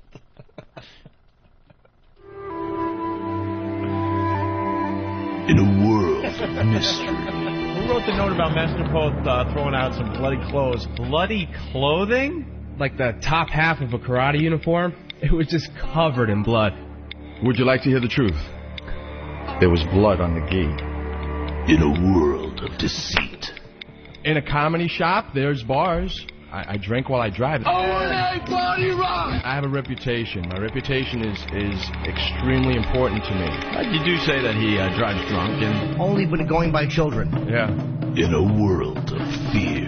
To clear this up, Opie was telling me about the situation concerning the guard downstairs, and I thought that was more important than soap. Coming soon. All right, I wanted to make sure. Are you going to kick the guard's ass for us? No, I will not do that. However, I'll make sure that he doesn't yell. When do you get to kick ass? No, when someone comes in and physically goes towards me. It's body language and also their eyes. What style have you taken? Okinawan Kempo Karate, Shotokan Karate, Shinru Karate? What form? Master Poe goes from silent assassin to sleepy assassin. Someone wake up Master Poe. Someone wake him up. Get Master Poe back to reality. Master Poe, how do we wake him up? Master Poe, wake up! Master Poe! I understand, Master Poe. Get out of the zone! Holy. Master Poe goes to another place. He just Wow. zones out. Poe's sound asleep at the security desk. Sound asleep. Steve just videoed it.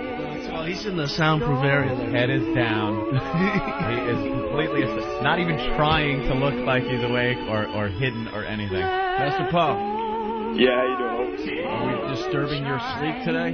No, I'm doing just fine. They got video of you sleeping. Oh. But you fell asleep, so you're probably a little sleepy from something last night. Yeah, we don't have video of you eating an egg sandwich. We have video of you snoring and sleeping. You're not getting out of this one. Okay. Why do you feel like you're the only one that can't be part of this radio show? We caught you sleeping, so Were you- now you have to tell us something. Were you meditating? You know something? I was. And that's how it ends? That was good. He ran out of gas. It was really good, but then you need the In the World guy to come back. Yeah, he ran out of gas on that one. And then name the movie, the Yeah. Master Poe movie or whatever. Yeah. All Not right. bad. It's a good start to the bit. Yes. The other hack thing Some that they do motivated people. is, when the country was at its knees, he brought us to our feet. Sometimes the only way to go forward is to go back. Go back. Ugh, is right. The movie sucks. In a world. All right. They also, a while back, a big one was, in a small town. There's always that one. That time forgot. Let's go to Mr. Hughes. Mr. Oh. Hughes.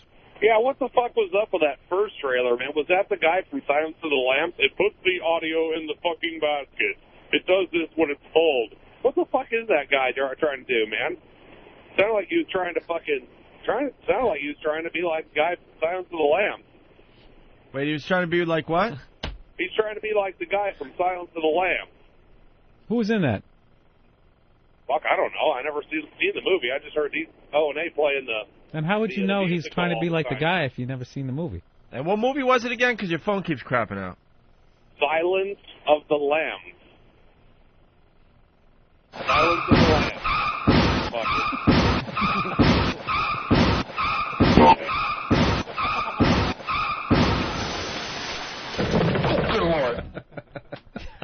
God. Did you hear how he knew he was bombing and kept talking? And he just kept going back to Silence of the Lambs. Blah, blah, blah, blah, nothing. You know, because Silence of the Lambs, dude, it's over. He did the put it in the basket line. It flopped. Hey, you know what we haven't talked about yet? What we were talking about in the office? About Tara Reid and all that? Oh, right. Her show, Terrible. What is it called? Paradise. Paradise? Terrifying. Oh, it's so bad. It's the old Wild On show they used to do on E. Same thing where but they now send it's her Tara around. Reid, Wild On E or whatever. Yeah, and Brooke Burke used to talk all the time, you know, and do like the whole segments. And she's so bad. I have like 17 montages, and they'll just come to her, you know, this is where life began. And she's like, wow, you guys, that's amazing. That's crazy. This is insane. I took a peek the other day. I couldn't believe how awful she looked. And she won't do anything either. This is like Paris saying, no, that's crazy. You guys. Yeah, she's in like these faraway places, and she's supposed to participate in some activities, and she doesn't. No, she won't. There's 2 episodes I've seen. Anything that they're doing, she was supposed to run with the bulls. No. No, I was gonna, and then I was just like, I'm not gonna. It's just like, how are you building a show around this? God. And then she'll laugh like,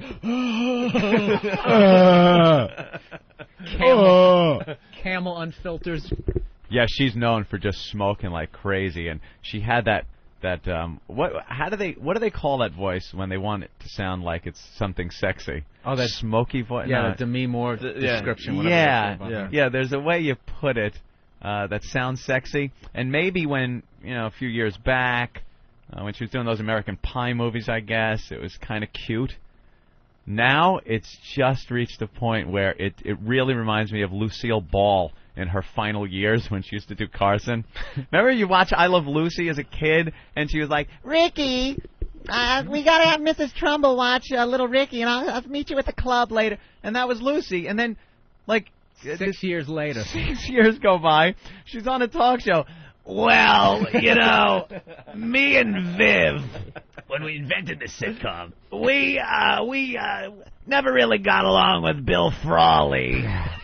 When me and Desi started Desi Lou Studios, like, what happened to her voice? She'd be on those talk shows with a drink and a cigarette. The drink no clinking. Problem. Clink, clink. Oh, Johnny.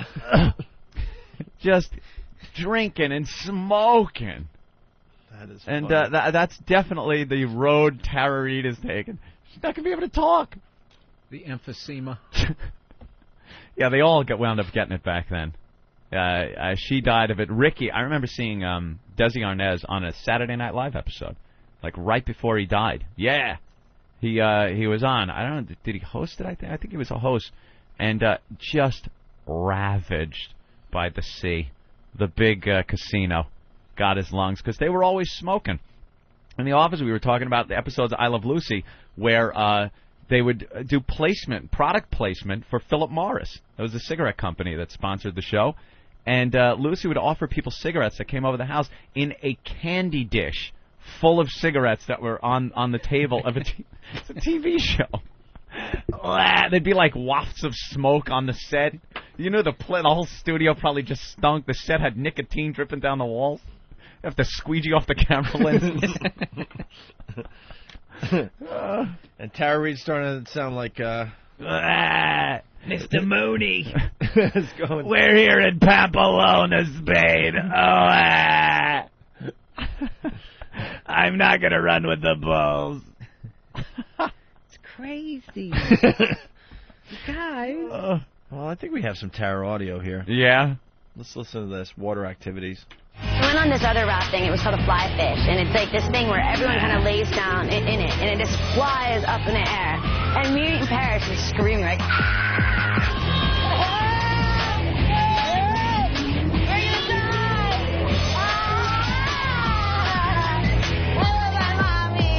we're so scared. It was so high that I thought it was going to flip over the other way.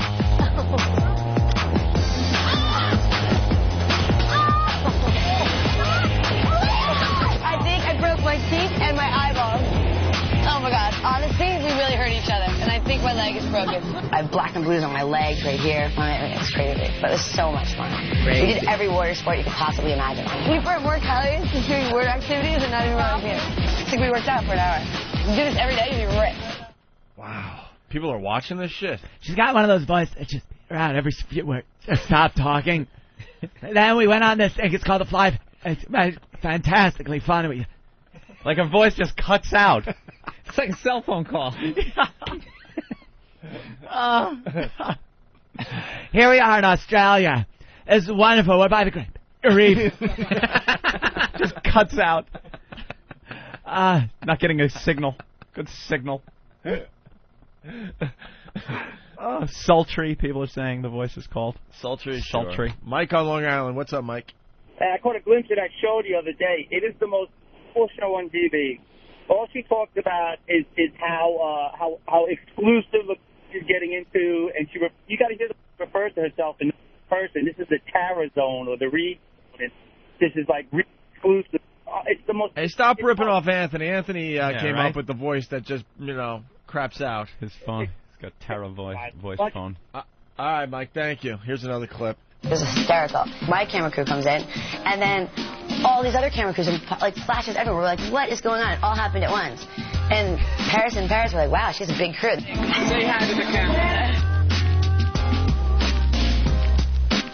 I'm sitting there like, who are all these people? It all happened so quick. There was like 8 cameras, 25 paparazzis all around the table, and it was just like, whoa. That's your only camera. Paris, that's the only camera allowed in. You know, and then finally we got everyone else out, but we kept ours in. They figured it out. The bodyguard just figured it out. You nailed the voice, man. She's got She tells the worst story. Yeah, like I was like, we were like, wow. I was like, awesome. We got a bigger crew than Paris Hilton.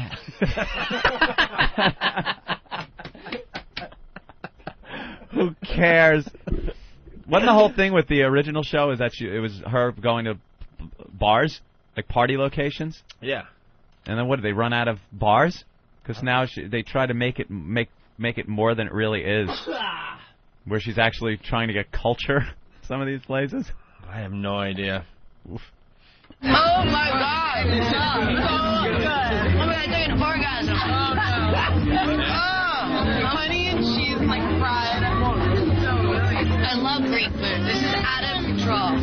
Oh my God! I've never in my life tasted anything better. Like we were flipping out. It was sick. It was amazing. It was so good. She has like 3 adjectives in her whole vocabulary. Sick. It was amazing. So good. I mean, so good. You need a show to have somebody tell you how delicious some food product was. That's what she's talking about. I never realized her voice was so fucked up. All raspy. The other thing is, it all of a sudden just speeds up out of nowhere. Yeah. She loves the cigarettes, is what it is. She must be a mess to like wake up in the morning for the next show. Just picture her sprawled out on the bed in some hotel room, like jizz on the sheets, and just reeking of smoke. Jizz in her hair. Everything she owns must just reek of cigarette smoke. Just her hair all in disarray, her face all swollen from the night partying. What? I need another hour. No, call me later. I got sleep. Punching the mirror, getting in a karate fight. Saigon. I can't believe I'm still in Saigon.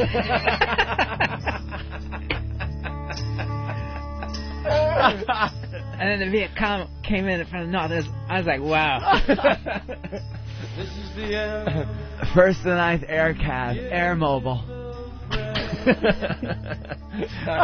I was gonna blow this off, but we have to hear more of her. It's horrible. Of her speech. Oh, over.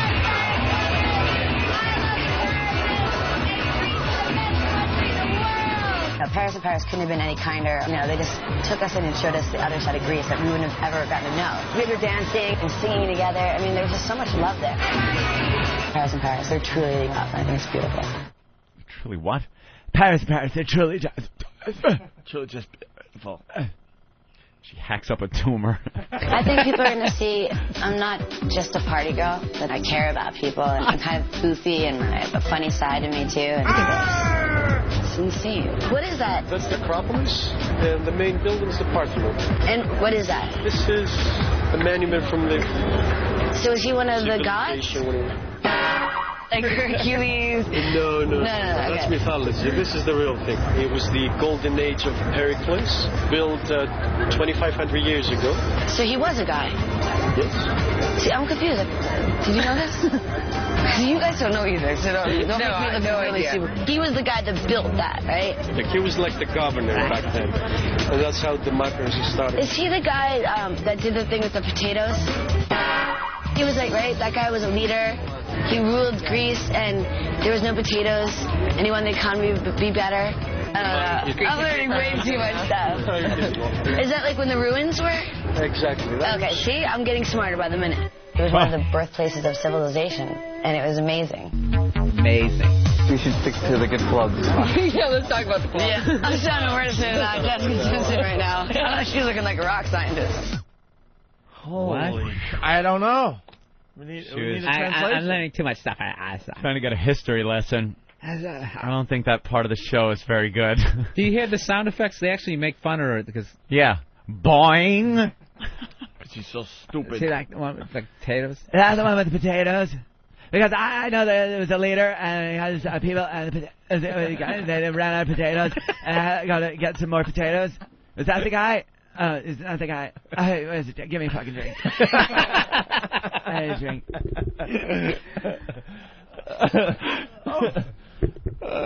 Fabulous. Yeah, Justin, Tennessee, what's up?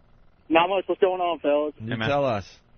Okay, I'm wondering, are the networks just looking for the biggest idiots to do these shows nowadays? Yes, pretty much. Okay, because, I mean, MTV has Ashley Simpson, and she's the biggest no-talent ass clown I've seen ever. And, I mean, Tara Reid, they just put a camera in front of her and a drink in her hand and call it a show. TV is all about just finding train wrecks now. You guys watch The Surreal Life? Yeah. With Janice Dickinson? Did you see the one where, who's the dude from Perfect Strangers? I don't know. Balky. Balky starts... Bronson Pinchot. Where he starts crying? No, really? Holy Missed that one. Crap, I laughed so fucking hard. I know he's a fucking pervert. There's all sorts of drama in the house, right? Between her and that fake bitch Omarosa, whatever, from The Apprentice. She has to be all edgy and like she'll say anything, but you can tell that's her character. She's a big phony.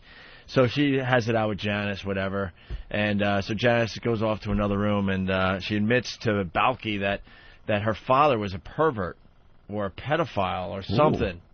Mm-hmm. And so it made for a horrendous, childhood. Yeah. And she's getting into it with Balky, and she's crying as she's, like, admitting this huge thing. Yeah. And what does Balky do instead of comfort her? He openly starts crying harder than she was. I think he was trying to get into her pants that way. I was laughing so hard when Tough this came sell, on. but When this came on done TV. correctly. We got to get the audio of that because it was really, really funny. Yeah. And then they have to console him when it was all about they should be consoling this Janice girl because she was going through this moment, but Balky was overcome by the whole thing. Maybe it brought back some kind of childhood memory of something that happened to him because he now loses it and they can't calm him down. Yeah. He probably's like, oh, she's stealing the scene. Yeah. She's gonna get the award. She's getting more attention. Got to make this about me. We have Tara Reid on the phone. Tara! Hi, boys. Hey, Tara. Wow, you sound sexy with that voice. What's up, Tara Reid? I was out all night partying with ass. Hey, a bunch of my friends were telling me you guys were talking about me. So what's going on? What's up, Tara? I like when they call that have no material. I know. Yeah. Hi, it's Tara Reid. Again, having to say who it is, and then... Well, it had potential. One more clip from Tara. That's unbelievable. Yeah, we eat dinner at least 3 times a day. Yeah, we can tell. I'm going to be a monster by the end of it. Hello. I need to honestly get my mouth stapled and just talk out of a straw. That's all I do is eat. I'm getting fatter with a second. I'm going to need a girl. Forgetting about me in a bikini. I'm just a monster now. I told myself that. Have you ever seen me this big in your life? I have no idea what she said. And she just Something laughs about being after. fat, bikini.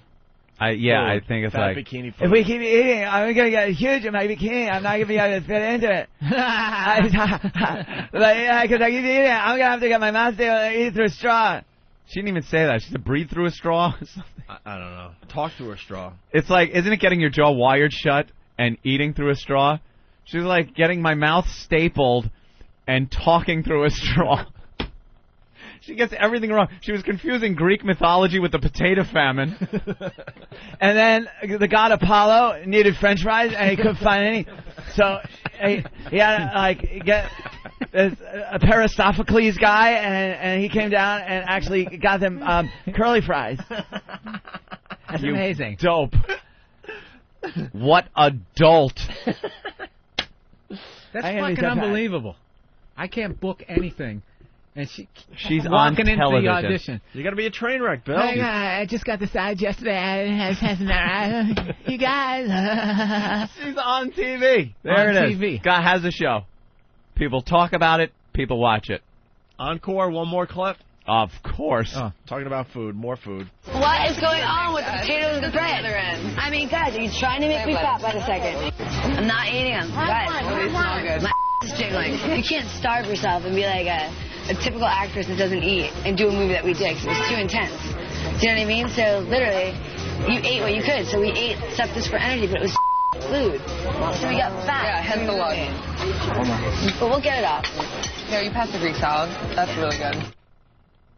It's them eating and talking about getting fat from That eating makes good shitty TV, food. honey. But like, the movie was like so intense. I did American Pie. It was the drive places I had to go. So I just, It's so hard eating food here and such cheap food. I got fat. You know, it was different on the set of my motion picture Josie and the Pussycats.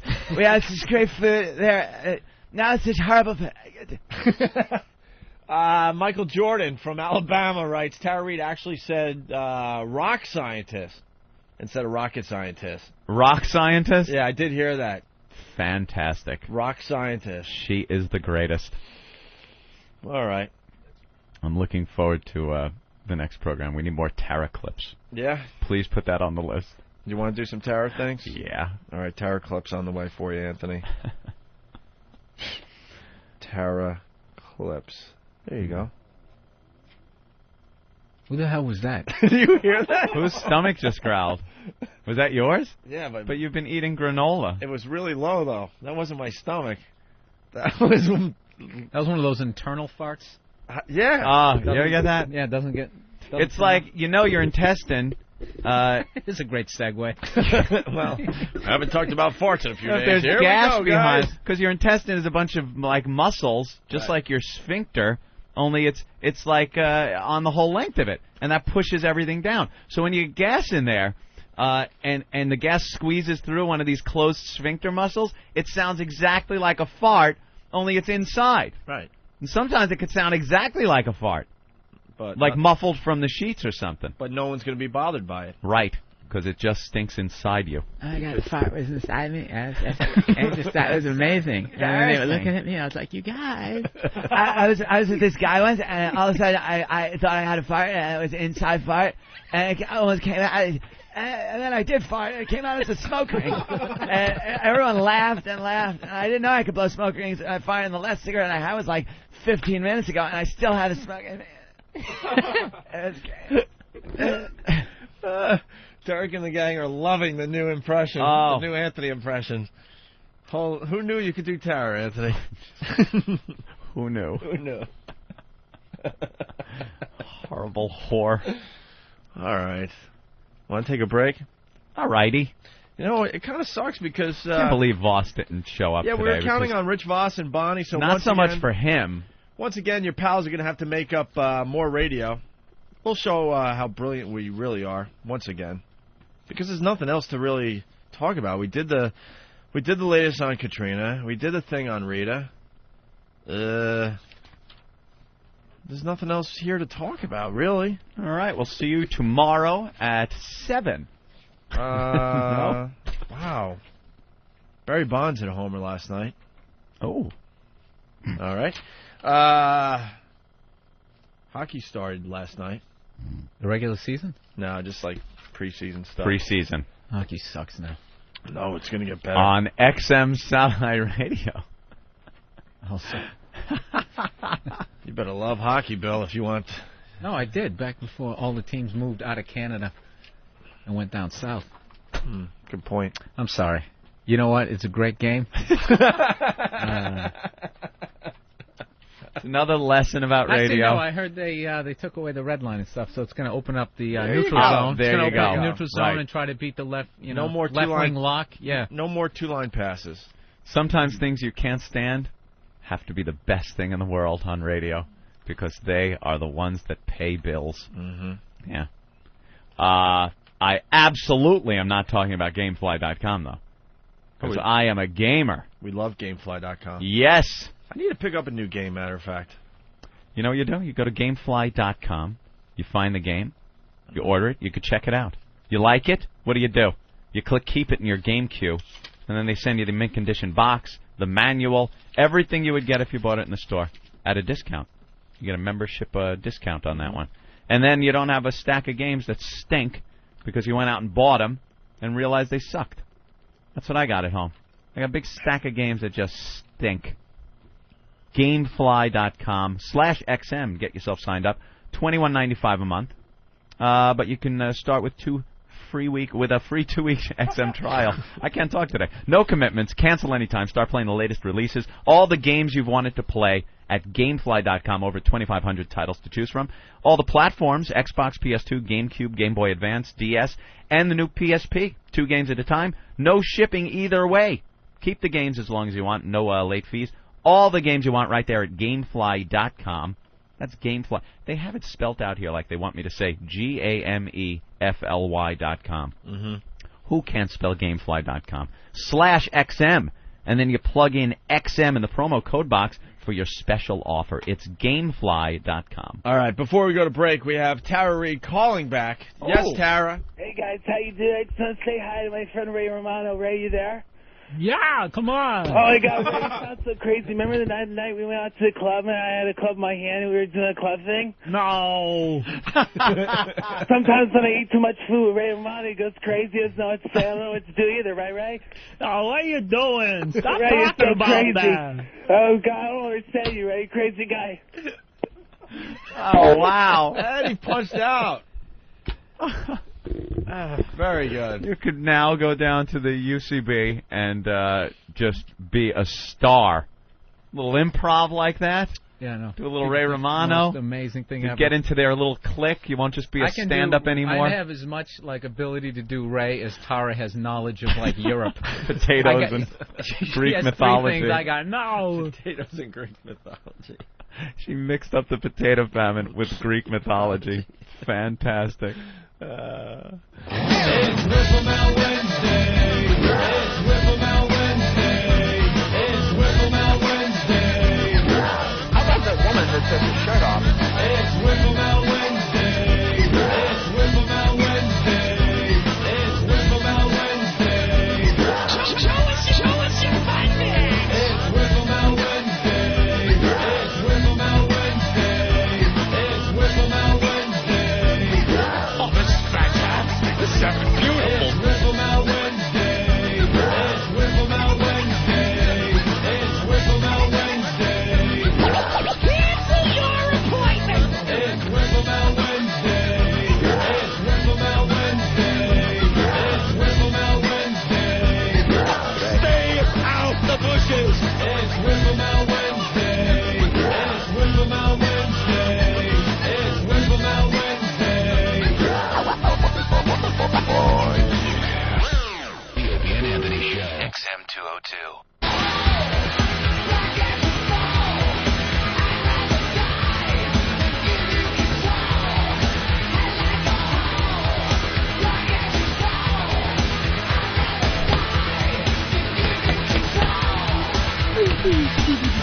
Bow down before the one you serve. You're going to get what you deserve.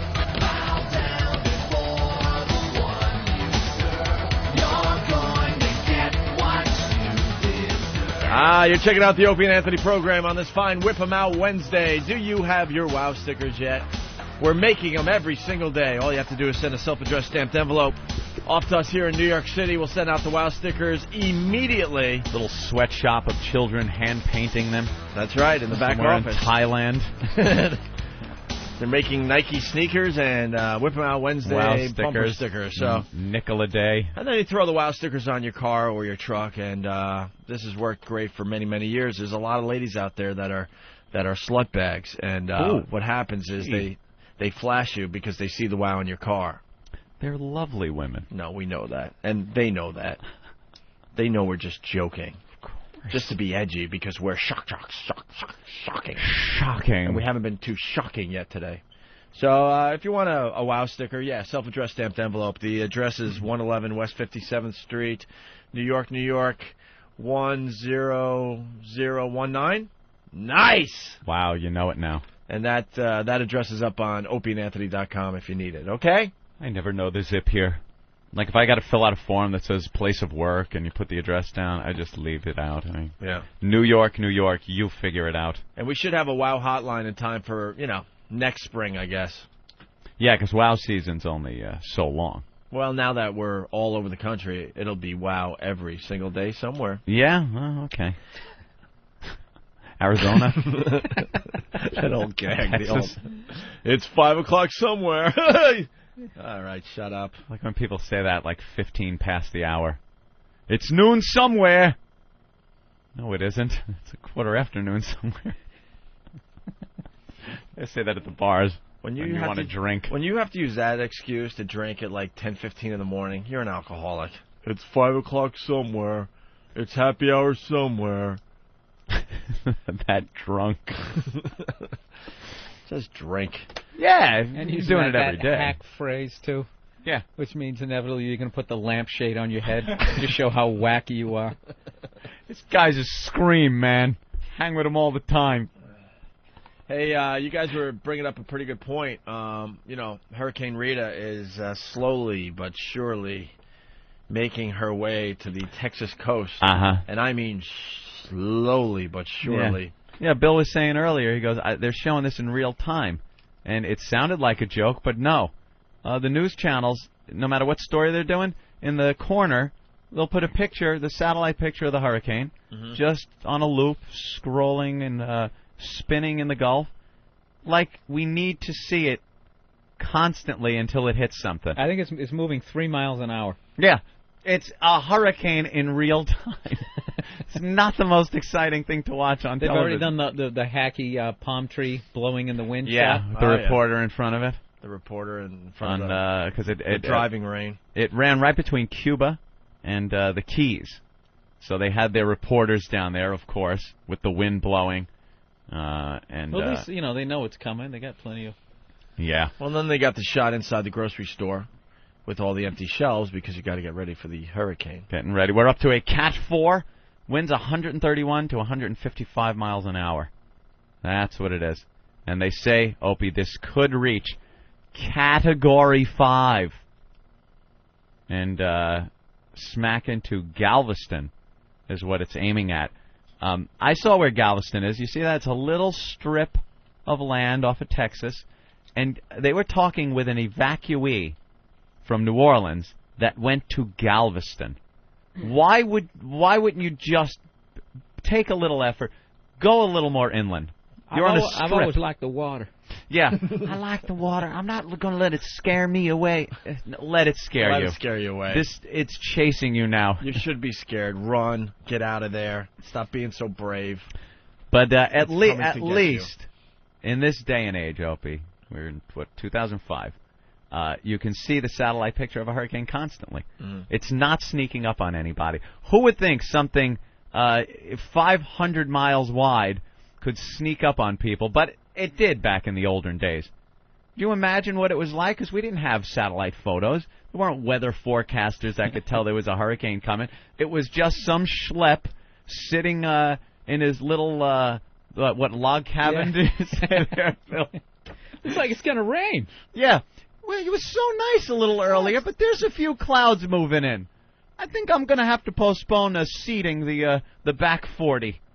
And then out of nowhere, maybe the wind picks up a little, and you've been through a lot of storms, so it's probably, ooh, this could be a bad one.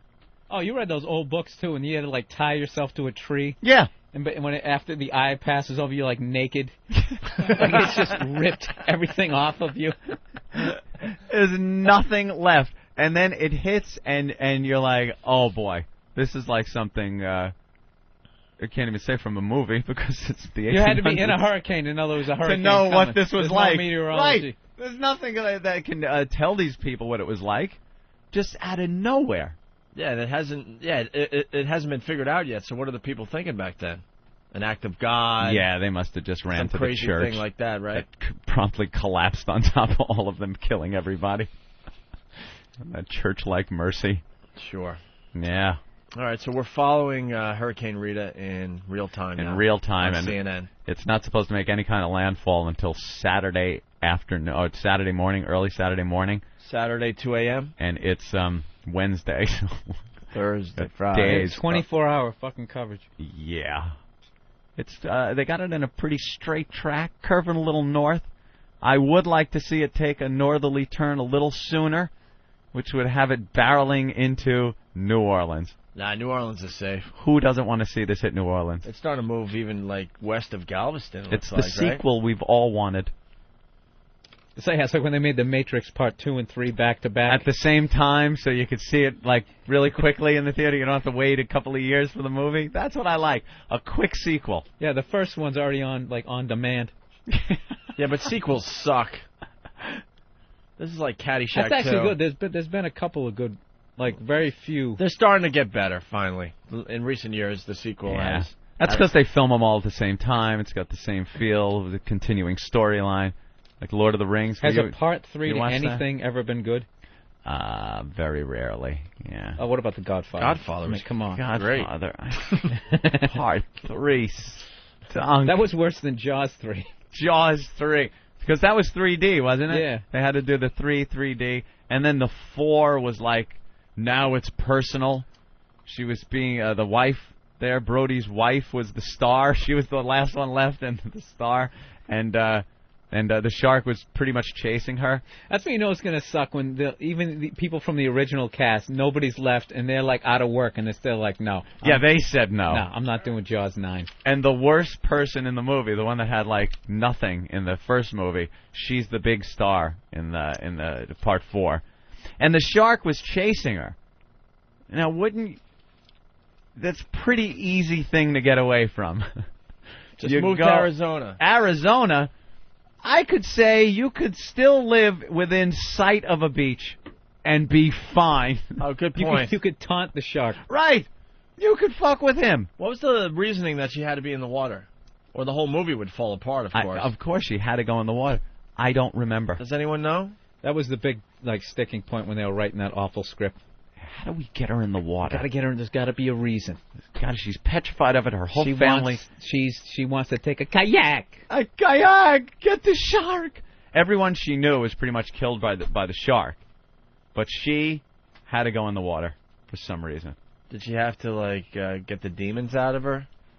Oh, like confront her demons? Confront it, and perhaps... Now I need to know why she had to go in the water. Did Brody ever die from the shark? Jaws the Revenge. No, he died of a heart attack, I think, but she always blamed it on the stress of the shark, and Not the son awful got script. killed. Exactly.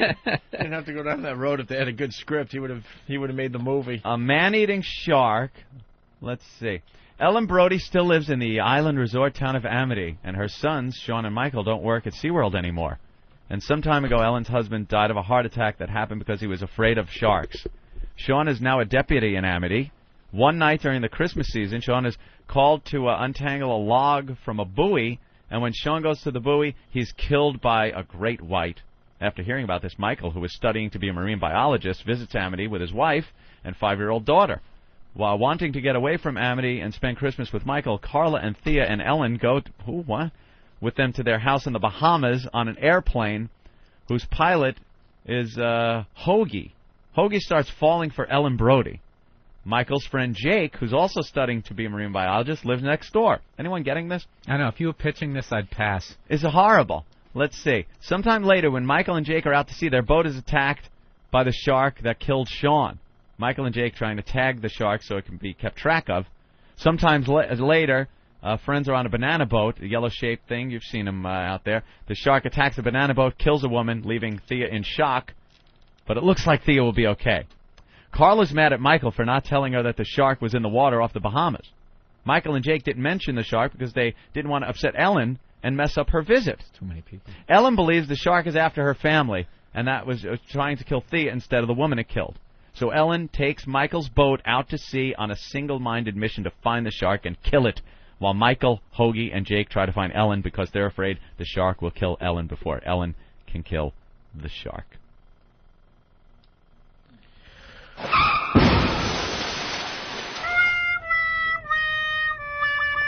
So her kid and her kid's friends, being marine biologists, are going to be in the water. What a great profession to choose. And she feels that as long as they're marine biologists and being in the water, the shark is going to track them down and kill them. So her mission now is to take her own life in danger, go out in the water, kill the shark so her family is safe. Is there a spoiler there? How does it end? The original's the only good one. Anyone Even Jaws care? 2, when Jaws all the 2 boats with got the entangled. kids and That the- dude from Room 222 with the afro. Big afro. Just so badly wanted him not to survive, and he did. Really horrible. And Chief Brody had to have like a catchphrase line at the end when he held up the electric cable that the shark bit into. Mm. Like, what did he say? What was his big line at the end of that? I don't remember. Oh, that was big in the 80s to have like those The horrible end line. lines. Well, in the first one, it was "Smile, you son of a bitch," and then he shoots the tank and blows the shark up. The second one was something ridiculous, like he holds the cable up and he's like, "Time for dinner," or like it was something ridiculous. Maybe it's in memorable quotes from IMDb. It's like those really awful bad. Schwarzenegger movies in the early 80s. He always had some awful joke after he killed somebody. He threw this guy into some sort of like this pipe that had all this There smoke it is. coming off, went, like impaled him, and he goes, "Okay, let off some steam." Let off some steam. He'd be like, Anthony, was it all right, you big bastard? I've got something for you now. Come on, open wide. Say ah. That was it. Open wide. Say ah. Like anyone would say that. That was actually in the movie. Say ah. We got the ending of Jaws 3 from Jeremy in Houston. Jaws 3. We're talking about Jaws 4, The Revenge. Jaws 4. Jaws 4. She's on a boat, and she takes like the stick on the end of the boat, I guess, it sticks out and sticks it through the shark. And Oh, the little thing that sticks out of the front of a boat? yeah, and they have some electronic thing. It shocks him. He comes out of the water. They impale the shark, and the shark dies. And everything's fine? But did it die? Apparently so, because they didn't make another one. So it died, finally. It's pretty horrible. Oh, it dies after every one. Dies in every one. Are you worried about the hurricane? I know, but it always had babies or something. 2 There's days always ago, something going on. everybody's joking about the hurricane. Yeah, it's a day off work. It's going to be great. Let's have a hurricane party. And last night it goes to Category 4. Everybody's like, "Oh, I'm going to Austin. I'm going to Dallas. I'm not staying." So Everyone's leaving. It's going to be ugly, bro. yeah. Oh, well. What are you going to do? Me? If it turns out Category 5, I'm booking because I'm just north of the city. Faggot. Fucking pussy. Hang out. Yeah, right. It's in my front porch and. a little How wet. far away is the ocean from Houston, though? From where I live, it's about an hour and 45-minute drive. Yeah, Stop. They said if it's a Category 5, whatever, like 70-mile-per-hour winds will make it all the way to me, and that's a little too much for me. 70? 70. Nothing. You can handle 70. 70? Wake up in my car in my living room. Nah, not with 70. What are you on, that hybrid? There's Steve's car. It's made of paper mache. All right, Jeremy. I'm pledging out. All right, thank you. Speaking of hybrid cars, I could do what we were doing yesterday and clean up the area. I still have some stuff we got to get through here. Do we have any older stuff? I like how we were cleaning stuff up from yesterday, and we played something we had played the day before. What was it? I don't know what it was. Well, we have the Deep Throat clips. But What are those? Well, just clips from the movie Deep Throat? Yeah, remember how stupid the dialogue was? So Oh, we decided yeah. to get some That of the... sucked, though. Yeah. We have the rocker. We did that already, though. Mm-hmm. We have TV edits from the Blues Brothers we never got to. Oh, I like TV edits. We have Mumbles Menino. That's Mayor fun, Menino. too. Okay. Now we're talking. Got a couple things here. Little Marky, Jesus Put the Stars in the Sky. I don't think we ever played this. No, we haven't played a Little Marky in a long time. We could start with Little Marky, and that would clean up this area very nicely. You want to hear an annoying voice. You want to explain to Bill Burr what Little Marky is about? Little Marky. They're these little, I don't know what you'd call them, little audio vignettes, little plays. It's Little Marky, and it's very Catholic Church oriented. Teaches the Christian kids. Yeah, it teaches them Life lessons. about parents that drink and how they have to stop in order to raise their kids. Okay. Teaches them about the evils of abortion. We played one Little Marky, and it's Little Marky actually in the womb, and he's talking about how wonderful it is that he's growing, and how through the whole thing he keeps talking about how he can't wait to meet and kiss his mommy, and he hears his mommy's heartbeat and feels the warmth of her love inside. And then he gives like dates. He goes, November 25th. My eyes are forming. That's amazing how this kid can already speak. Yeah, he's talking in the womb. Wait, did you give the punchline? No. out? Oh, we should just play it then, because we have a whole bunch of new listeners. Okay, go ahead. No, because then Bill could be shocked like everyone else, Yeah. and then we could play the new Little Marky. Yeah, okay. Can we find that? Play that Little Marky. By the I way, love that someone one. a lot of people are mentioning on the instant feedback as they find that clip that at the end of Jaws 4 when they kill the shark that he makes a noise like T-Rex. Really? Is that true? Lame. Like That's hilarious. I bet it is. Yeah. like he screamed or something, like he was in pain. Flapping around on the front of the boat. That's Yeah. what we do. Let's get Eric in here. Eric is going to find... Oh, wow. They can't play Eric's music. Why can't they play Eric's He's music? got this new thing where he runs for in. a clip. Oh, really? That was the only reason? He runs in and tries to beat his music. Got it? Oh, look at you. This better be the right one. And there goes Eric.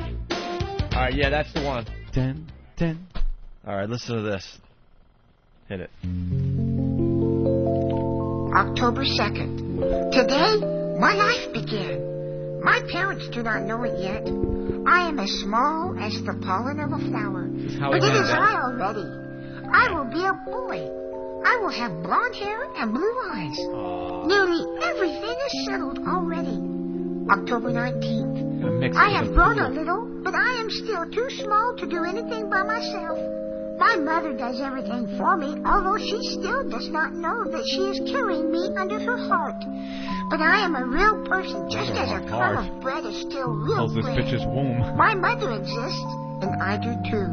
October 23rd. My mouth is just now beginning to open. Just think, in a year or so, I'll be laughing, or later I'll start to talk. My first word will be, Mama. October 25th. Today my heart began to beat. It will beat softly for the rest of my life, never stopping. After many years, it will tire and stop, then I shall die. November 2nd. I am growing continually. My arms and legs are taking shape, but I must wait a long time before these tiny legs will raise me to my mother's arms. November 12th. Tiny fingers are beginning to form on my hands. How small they are. One day I'll stroke my mother's hair and tell her how nice she is. Creepy. November 20th. Only today the doctor told my mother that I'm living here under her heart. How happy she must be. Are you happy, Mother? November 25th. Today is Thanksgiving. My mother and father are probably thinking about a name for me. And they don't even know that I am a little boy. So they are probably calling me Barbara. But I want to be called Andy. I am growing so big. December 10th. My hair is growing. It is as bright and shiny as the sun. I wonder what kind of hair my mother has. December 13th. My eyes are almost fully developed, although the lids are still shut. When Mother brings me into the world, it will be full of sunshine and overflowing with flowers. I have never seen a flower, you know, but more than anything, I want to see my mommy. How do you look, Mommy? December 24th. I wonder if my mother hears the delicate beat of my heart. Some children are born with sickly hearts, and then the gentle fingers of a doctor performs miracles to make them healthy. But my heart is healthy. It beats so evenly. Tap, tap, tap, tap. You shall have a healthy son, Mother. December 28th. Today, my mother killed me. That's terrific. That's terrific. Oh, it gets worse. Why did you kill me? Oh my God. Yeah. When God made me special for you. Can you fucking believe this? I really wanted to see you. And put my little arms around you. Why did you kill me, Mommy? Because I thought you really cared for me. You get nothing. You lose. Good day, sir. What I would have grown up to be, I guess I'll never know. 'Cause Mommy, you killed me.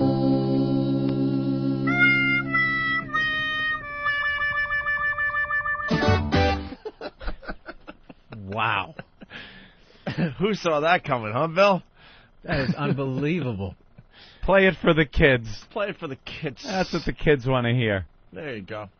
Wow. Mm-hmm. That was disturbing. I like the guy playing the keyboards, too. Yeah, it got real ominous there on December 26th, 28th. When was it? It's a couple Sounded of like days a after little Christmas. something that dude who played for Paul Simon in the mid-'70s. Yeah. That must have been him. Went on to Kind that of fell gig. off a little bit. Well, Got an abortion gig for you. we have a brand new little marquee. Why did you kill me, Mommy? The character's Little Marky. So there's another one. I have no idea How does it keep singing if it killed him? Halfway through the song, I wanted her to. Was that like pro or against abortion? I can't tell. A boot to the stomach on this broad. Well, we have another one called Jesus Put the Stars in the Sky. This November sounds a little more. 28th, my penis is starting to develop. The balls are hanging real low. December 30th, I'm in a dumpster out back of the clinic. But I'm still yapping. Why did you throw me in a dumpster, Mommy? Oh, I'm sitting in a biohazard bag, waiting for the truck to haul me away to the incinerator, meeting all my new friends. This is bad. I don't want to do this. Oh, it is bad, but Jesus. No, this is bad. I'm in a bag of arms and legs. Oh. That's bad. See? I just wanted the example of real bad. Excellent job. All right, let's hear the latest creation from Lil Marky. Listen, did you know that Jesus made you and me and flowers and trees and animals and everything? I'm going to tell you about it right now. Jesus made the fuzzy little bees. Oh. Jesus made the butterflies and trees. How about that? Toads and frogs that jump. Camels with funny humps. He even made that silly little flea. Oh. Jesus made the birds to sing. Designed their little bodies with wings. Wow, this is bad. Provided a way for them to live each day. Jesus, he took care of everything.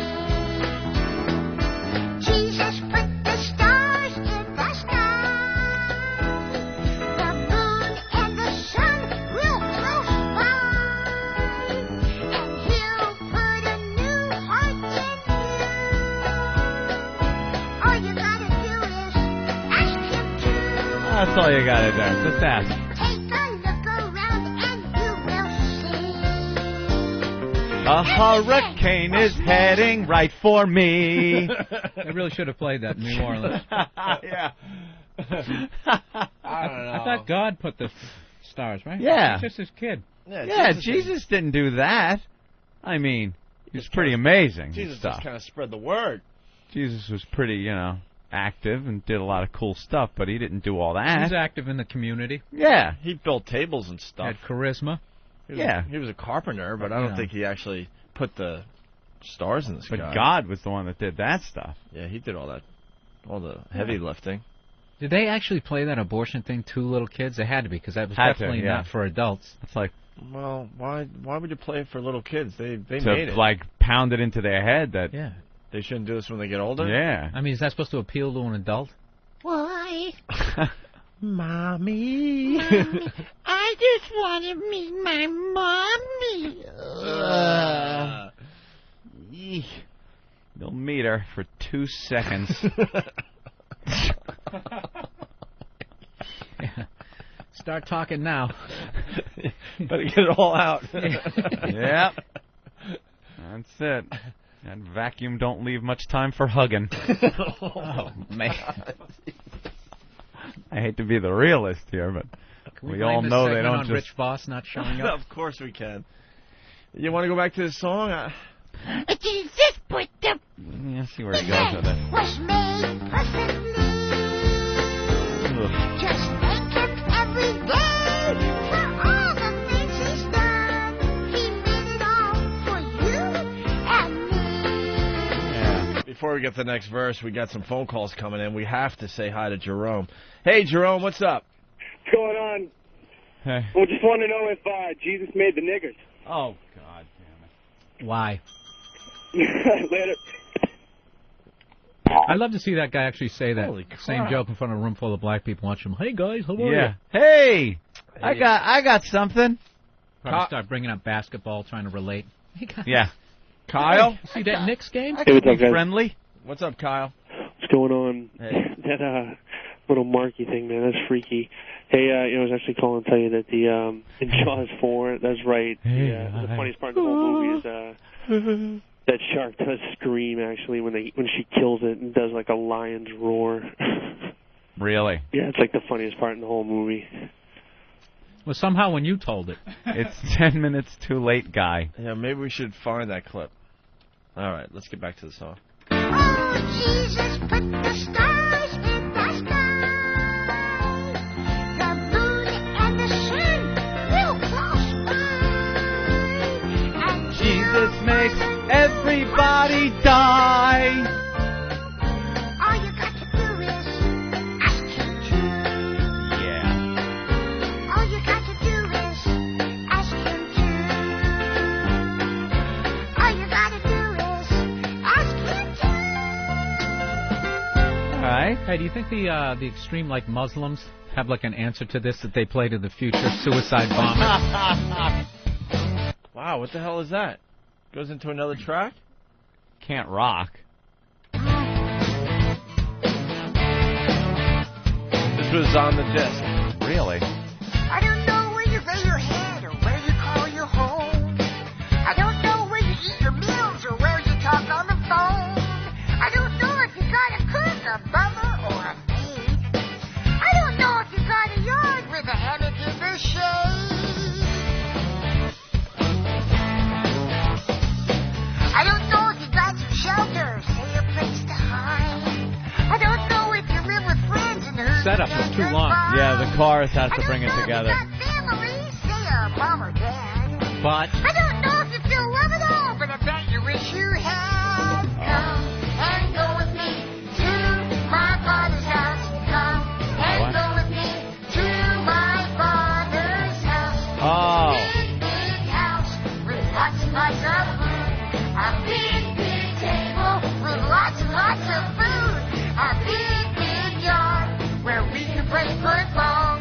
A big house. What is this about? It's my father's house. I don't know. That's Betty Boop Bop. Woo! imagine being in like the 17th take of that? Just the bass player just going, I'm gonna fucking kill myself.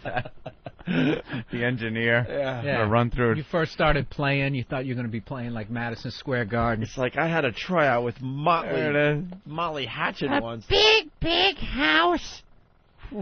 Jesus. All right. It sounded like a thing for the Koresh Ranch down there. Oh, it was awful. Jimmy. Hi, guys. Hey. Jimmy What's up, Norton. Jim? Hello. How are you? Very tired. I'm just waking up. It's Jimmy Norton. You guys are going to Little Marky stuff? Yeah, we were playing with some old Little Marky. Well, Rich Voss and Bonnie were supposed to come in today and give us a fine hour of radio. They blew us off, so we're stuck playing Little Marky stuff. I'm a dump sitting in a rectum. Hopefully, in a few hours, I'll land in a toilet bowl that'll gently bring me down into the sewer system. 10 a.m. I fell on Jimmy Norton's chest. I wasn't sure if that was actually the tape for a second. That was pretty good when we just did that.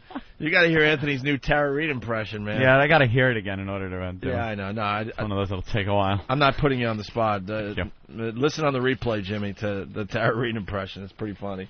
I could see it turning into Joan Rivers. I have my Wi-Fi because it's in a box in my manager's office. Oh, really? I'm still living in a hotel. Yeah, What's her name? Oh, cut it out. Stop it. How was Rich Voss's wedding? Oh, it was really a classy affair. Yeah? Yeah, it was really, really nice. Up in Canada, it was really convenient. 9 hours on a plane I spent. Are you kidding? 9 hours. It was a 6-hour flight. I had to go through Minneapolis because I was going on Northwest. And we get up there, and it's in a motel. It's a really nice motel. It's a hunting lodge motel. That's where the wedding was? Yeah, really nice. And it was a giant stuffed buffalo in the lobby. And it was really, really nice. And then we took the wedding pictures behind a rest area in Canada. All the wedding photos were taken behind a rest area. Are you kidding me? No, I'm not. It was behind a rest area. His wedding photos were taken, and it was nice. Wow, they really spared no expense. Is this just a small town in Canada in the middle of nowhere, or?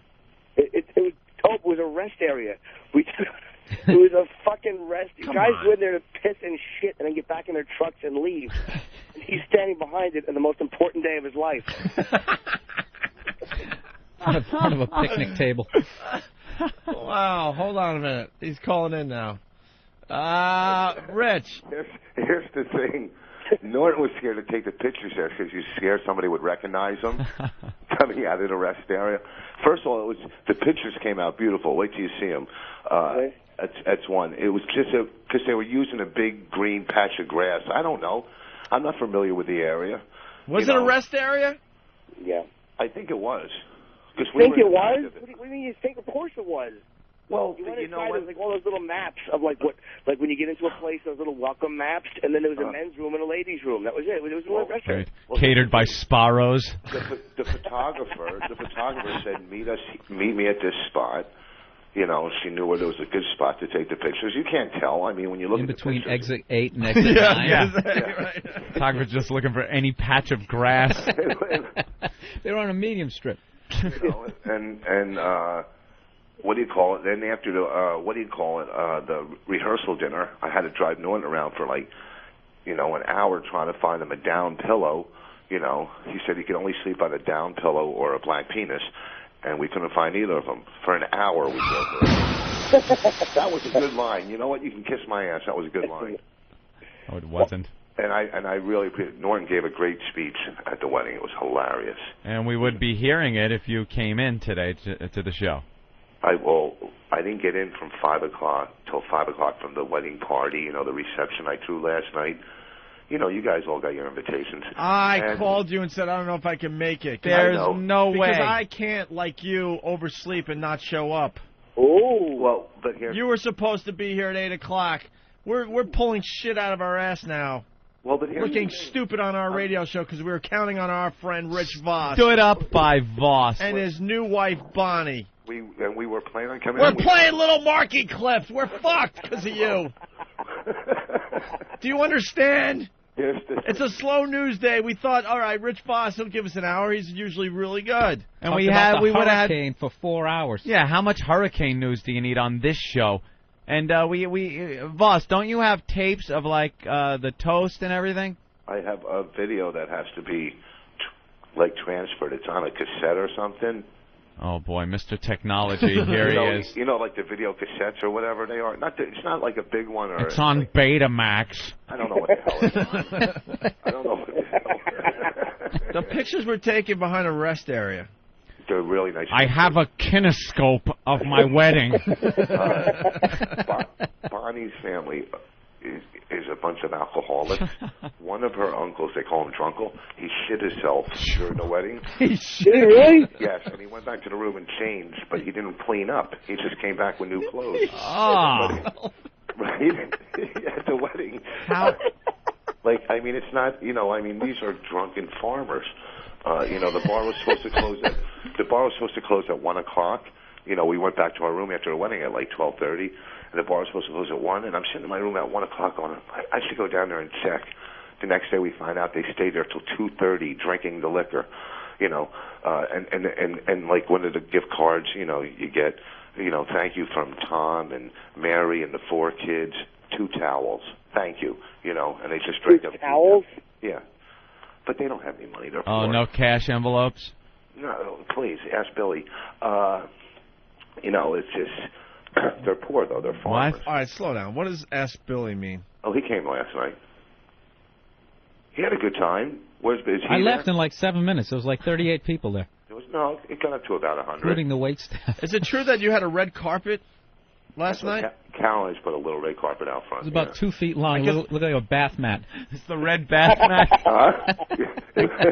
I guess I think they fixed it up nice. Caroline's did a great job. Well, we got to explain, because Rich Voss got married in the middle of nowhere in Canada, you had a little post-wedding party here in New York for all your friends at Caroline's. Yeah. Caroline's. And had a little red carpet out front. You couldn't walk the red carpet. Was it stand the red carpet? What's that? Was that all you could do, was stand the red carpet? I hear it was very, very small, Rich. Listen, I didn't put it out there. It was a little red carpet that led to Billy's pilot that failed, and and I got a party in L.A. too. He's just lashing out at me. He really is. I don't know what's going on. Why are you lashing out at Billy? At least he showed up today. They had a little bath mat red carpet, and there was one photographer with a disposable camera. Oh. That was the paparazzi at his big wedding fiasco. No, I'm not lashing at him. He said there was 38 people. It was a room full of middle acts. I don't care. Trying to get opening work. Okay, Patrice was there. Keith was there. It was pretty good. It was 100 people. Caroline did a great affair. So Norton, what else about the wedding comes to mind? I don't know. I feel bad. Rich, man, I thought you made more money than that, man. Actually, I feel bad. Do you have a lot of expenses? I mean, how much did it cost to rent that little patch of grass at the way station? Tell them about your nice present. He got me a really nice watch. I didn't know you're supposed to get the best man a gift, but apparently you are. Yeah, that seems to be the thing they would do. Yeah. I guess it's a custom, but it gave me a really, really nice watch, which I wore last night very proudly. Well, thank the Oscar gift basket. Yeah, no one thought you paid for it. They figured that either your friend's a mortician or you found it somewhere. Moss has been living off his gift basket for the last, what? When were the Oscars? 2 years ago at this point? We're going to Hawaii on the honeymoon. He got this amazing gift basket. Yeah. I even got to partake a little bit because Rich took us all out for steak dinner. That was part of the gift basket. Oh, and he's pulling out his coupons for the thing. And what? It didn't cover the whole thing? No, it cost me another $1,500 because of Patrice. Morton? Yeah. He ate the left side of the menu, the animal. And then obviously the watch was part of the gift basket. Your honeymoon is in Hawaii, I guess, and that's part of the gift basket. Well, what am I going to do? I got a night. I got 6 nights in Hawaii at $2,000 a night. The room is. Of course, I'm going to take. But no days, so we got to leave during daylight hours.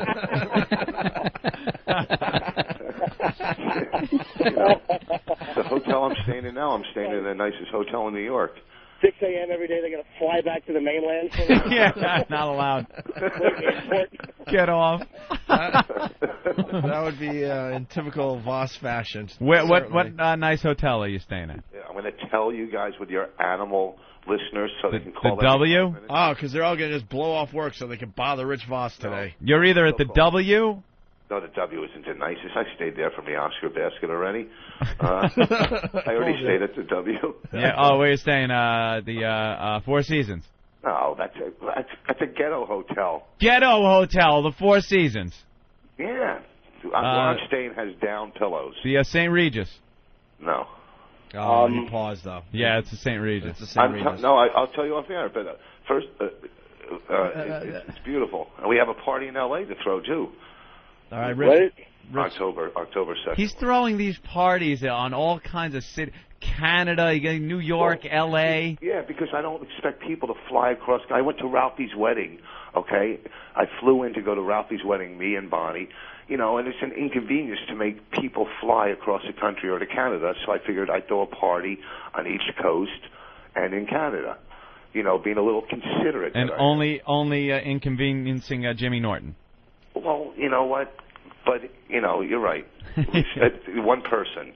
Well, you know what? It was really nice part being there. I got to the airport, and then we're trying to find this the dinner. I went right to the dinner. They had like a rehearsal dinner the night before, and this dummy, they're talking on the phone, and we're looking for Calgary Road, and he's like, "Okay, we got to go to Calgary Road." Jesus. I'm like, dude, how old are you? Calgary. I forgot my divorce decree. And, like, I get off the plane, and Bonnie goes, "Do you have your divorce decree?" I go, I don't have it. She goes, "Well, we can't get married." And then I finally had somebody bring it up, and I called the licensing place. I go, "I forgot my divorce degree." And they degree? Yeah. Like he earned it. I went to divorce college. He graduated from failed marriage U. What do you need a decree for? To prove your divorce so you can get a new license. Oh. Yeah, I didn't know that. I never was remarried, you know. I didn't know that. My ex-wife... Rich, what?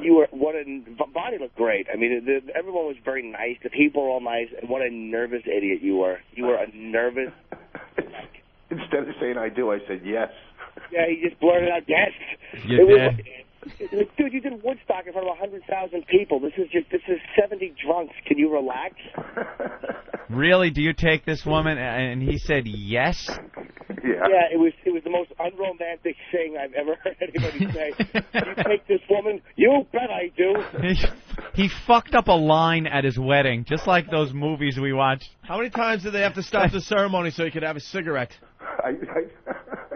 I led the wedding party with a cigarette, leaving the wedding. Dude, he smoked on the way from the wedding thing, from the thing into the reception, which is about 90 feet. He fucking lit a cigarette. This addict. And the wedding pictures were at a rest stop. That's wonderful. Yeah, in a rest area. Smile. They came out really good. Wait till you see them. Did you have a DJ or a band? A DJ. He was brutal. Like, people would go up and request songs, and he'd go, no. He would say no to the wedding party. Yeah, he really was kind of a douche. Why was he saying no? I don't know. He just wanted to play what he wanted to play. Like, I didn't know that till the next day. You know, people don't tell you this, because I would have went up and said, look, you play what we pay you to play. You know? Tough guy. Yeah, down the gauntlet. That's how I roll. What songs did he say no to? There was some waltz people, they wanted to waltz, do some waltzes. Paperback Writer. No.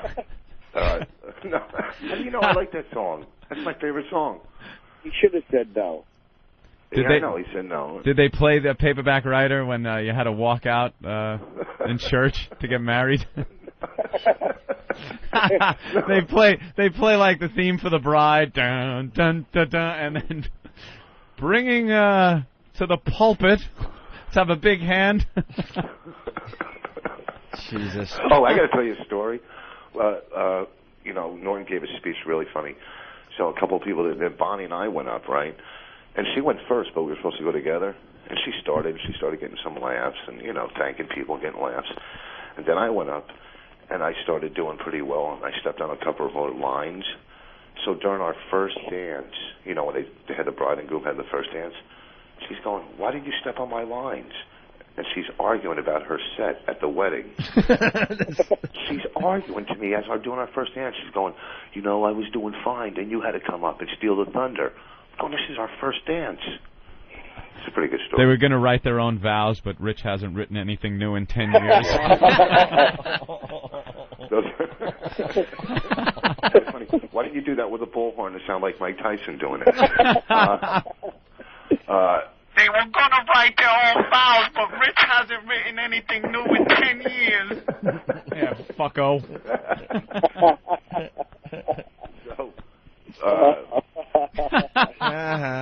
I hate this state. I really hate being out there. You got to get home. All right. Well, we want to hear the audio of the speeches there, Rich. Yep. I'll get them to you. I'll come. You know what? I'll come by there. What time are you there till today? You're kidding, right? We got 10 minutes left. No, I mean, do you hang out to do post-production? Oh, yeah. We have 10 minutes left. Oh. Dude, they do a tremendous amount. Like, they do a lot of reads and stuff. Like, they'll give Anthony something to read, and he'll actually read it from the studio to the elevator. Yeah. So Steve has to follow him with a tape recorder and just hope they get the audio. You ever watch The Roadrunner? Yeah. You ever watch The Roadrunner? You ever see that curly cue of smoke that he leaves? That's in the lobby at 11:01. Oh. Does Steve stay there? Yeah, he'll be here. Till what time? Till at least noon, 1 o'clock. Stopping at McDonald's was nice, though, by the way. On the way from the wedding photos back to the actual ceremony. That was it was a nice wedding up there. I can't laugh at anything because my wedding, I actually stopped at an OTB to make a bet on the Preakness that was going off that day. Yeah, in my little suit I just got married in. There's my lovely bride in her little bridal outfit, and there we are in OTB placing a bet on the Preakness. Well, at least during your wedding photos, you weren't standing behind a bathroom stall where some guy was blowing another guy through a little hole he had drilled. Most unromantic location fucking ever for wedding photos. Really? There shouldn't be a glory hole within, I don't know, 10 miles of where you have your wedding pictures taken. Dude, smile. All right, just wait till this truck passes. All right, stay cheap. I'm gonna come down there. I'm gonna try to come down there and meet Steve before he leaves. You know, yeah. I'm sorry, I didn't hear my alarm. We got in at like 5:30 in the morning, 5 o'clock. You know, these things happen. You know, yeah. Get alone with your new bride, a hotel room, right? Yeah. Yeah, you got to get a little right. Sure. And then we got to go fly to L.A. tomorrow morning, and a bunch of places. You know. Are you guys gonna have a kid? I don't know. It depends. I mean, I'm dropping modes in her. We'll see what happens. Oh, wow. Wow, there you have it, guys. An exclusive. How come every other show that is answered, well, we'll see what happens. Right. Are you trying? Well, you know, I'm dropping loads in her. Never hear that on Oprah. Never. Poor Bonnie, those little low self-esteem seeds finding their way in. Looking around nervously. They're looking for down pillows. I'm looking for the egg, but it's dodging me. You want to buy a fallopian tube? I see some photoshops that are going to be great tonight on Whackbag. Sperm with teeth. Oh, my God, right? The only sperm cells with a tan. The only sperm cells drooling. Boy, did I bring it right down to that one. You know what? If you guys would have said it, you'd be all laughing and giggling. No, not at that. The crash would have happened. So, Rich, well, I wish you guys could have came last night. It was nice. It would have been great. So, yeah. Rich, what time are you showing up today? Oh, what was that? He's at the Mandarin Hotel there. Oh. Hey, Jimmy. Hi, guys. We hung up on him. Did you? I was just about to get him, too. Oh, good. Ask you questions. All right, well, I guess I gotta get out of here. How are things going there, Jimmy? Great, man. I mean, the rehearsals have been great so far. And, today we got our first read for HBO. like our first like actual dress rehearsal in front of HBO. So we'll see. Are you doing good? Yeah, I'm actually doing well. I mean, you'd be surprised. The first table read was great, and the run-throughs have been great. And you know, I really haven't done any of that yet. Hey, how you doing? I'm the neighbor. You didn't get a hooker up there at the reception? No, I got you were nothing. already at a rest area. I got nothing up there, dude. I didn't even think it jerked off. I think I was just I couldn't get internet service in the one room, so I made them move me to another room. And apparently, one person got attacked by bed bugs when they were up there. So yeah, it was really frightening. But the ceremony was nice, and the family was nice. That's I was hit on one of Bonnie's high school friends. I thought I had a shot, but she had some cock-blocking husband there. Husband was there, but he thought you had a shot. Well, all right, I got to run because I got to be over there. But all right, when are you starting to film? We shoot Thursday and Friday. It's a 2-night shoot. Anybody that wants to come see it, I've gotten a lot of emails from people. By the way, there's a nice contingency of Opie and Anthony fans out here. I did a spot at the Laugh Factory last night, and when they mentioned Opie and Anthony, it was surprising how people in the audience were actually like fans of the show. It was nice. Yeah, it was really nice to see, man. It's like fucking propping up everyone's creepy little program. It's definitely growing. Yeah, man, but I mean, nice. I mean, I've never seen that before in L.A. You know, obviously, because we weren't on before. Right. And it was just nice to see. Cool. And so if anybody wants to come to tapings, whatever, I don't know how you do it, but it's Thursday and Friday on Hollywood Center Studios. All right. All right, Jimmy. Good luck to you, buddy. All right, guys. I'll talk to you early next week. All right, take it easy, man. Stay in touch. All right, Bill. Take care. See you. Bye. There goes Jim Norton in Hollywood being a star. So awkward having like one chick on the phone and the other chick right here in the studio. And being cordial. Yeah, being cordial to each other, but you know, banging's going on. Yeah. I know I'm the whore on the side. You're never going to leave your wife. Making all these promises. No, I swear, we're working on trying to, get the divorce. You said that on Thursday. I'm going to make a stand. It's me or her. Storm, I'll come back crying 20 minutes later. I can fucking relate to that. Oh. 5 fucking brutal days of my life. Oh. Can we talk about it tomorrow? What, about me getting dumped? Yeah, why not? Oh. All right. That's a good tease for tomorrow. An awful time to get dumped, too. Did you get dumped? Yeah, I did. Oh, we're all out of time. Coming up tomorrow. Tomorrow, he uses your tragedy as a tease. What else are we going to do? It's not a tragedy. It's fucking... It's tragic. Not the amount of times it's happened. This is like Jaws 4 for me. It's like Is it really? The first one was the most amazing one. I already know. I know what to do. Yeah, you've been dumped a few times?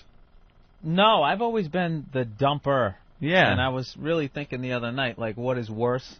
Because you have the guilt if you dump somebody, but when you get dumped, it's, I don't know, you just feel like, I've never am had I a guilt. loose? You start looking around your apartment, just clothes on the floor, like, I'd probably break up with me.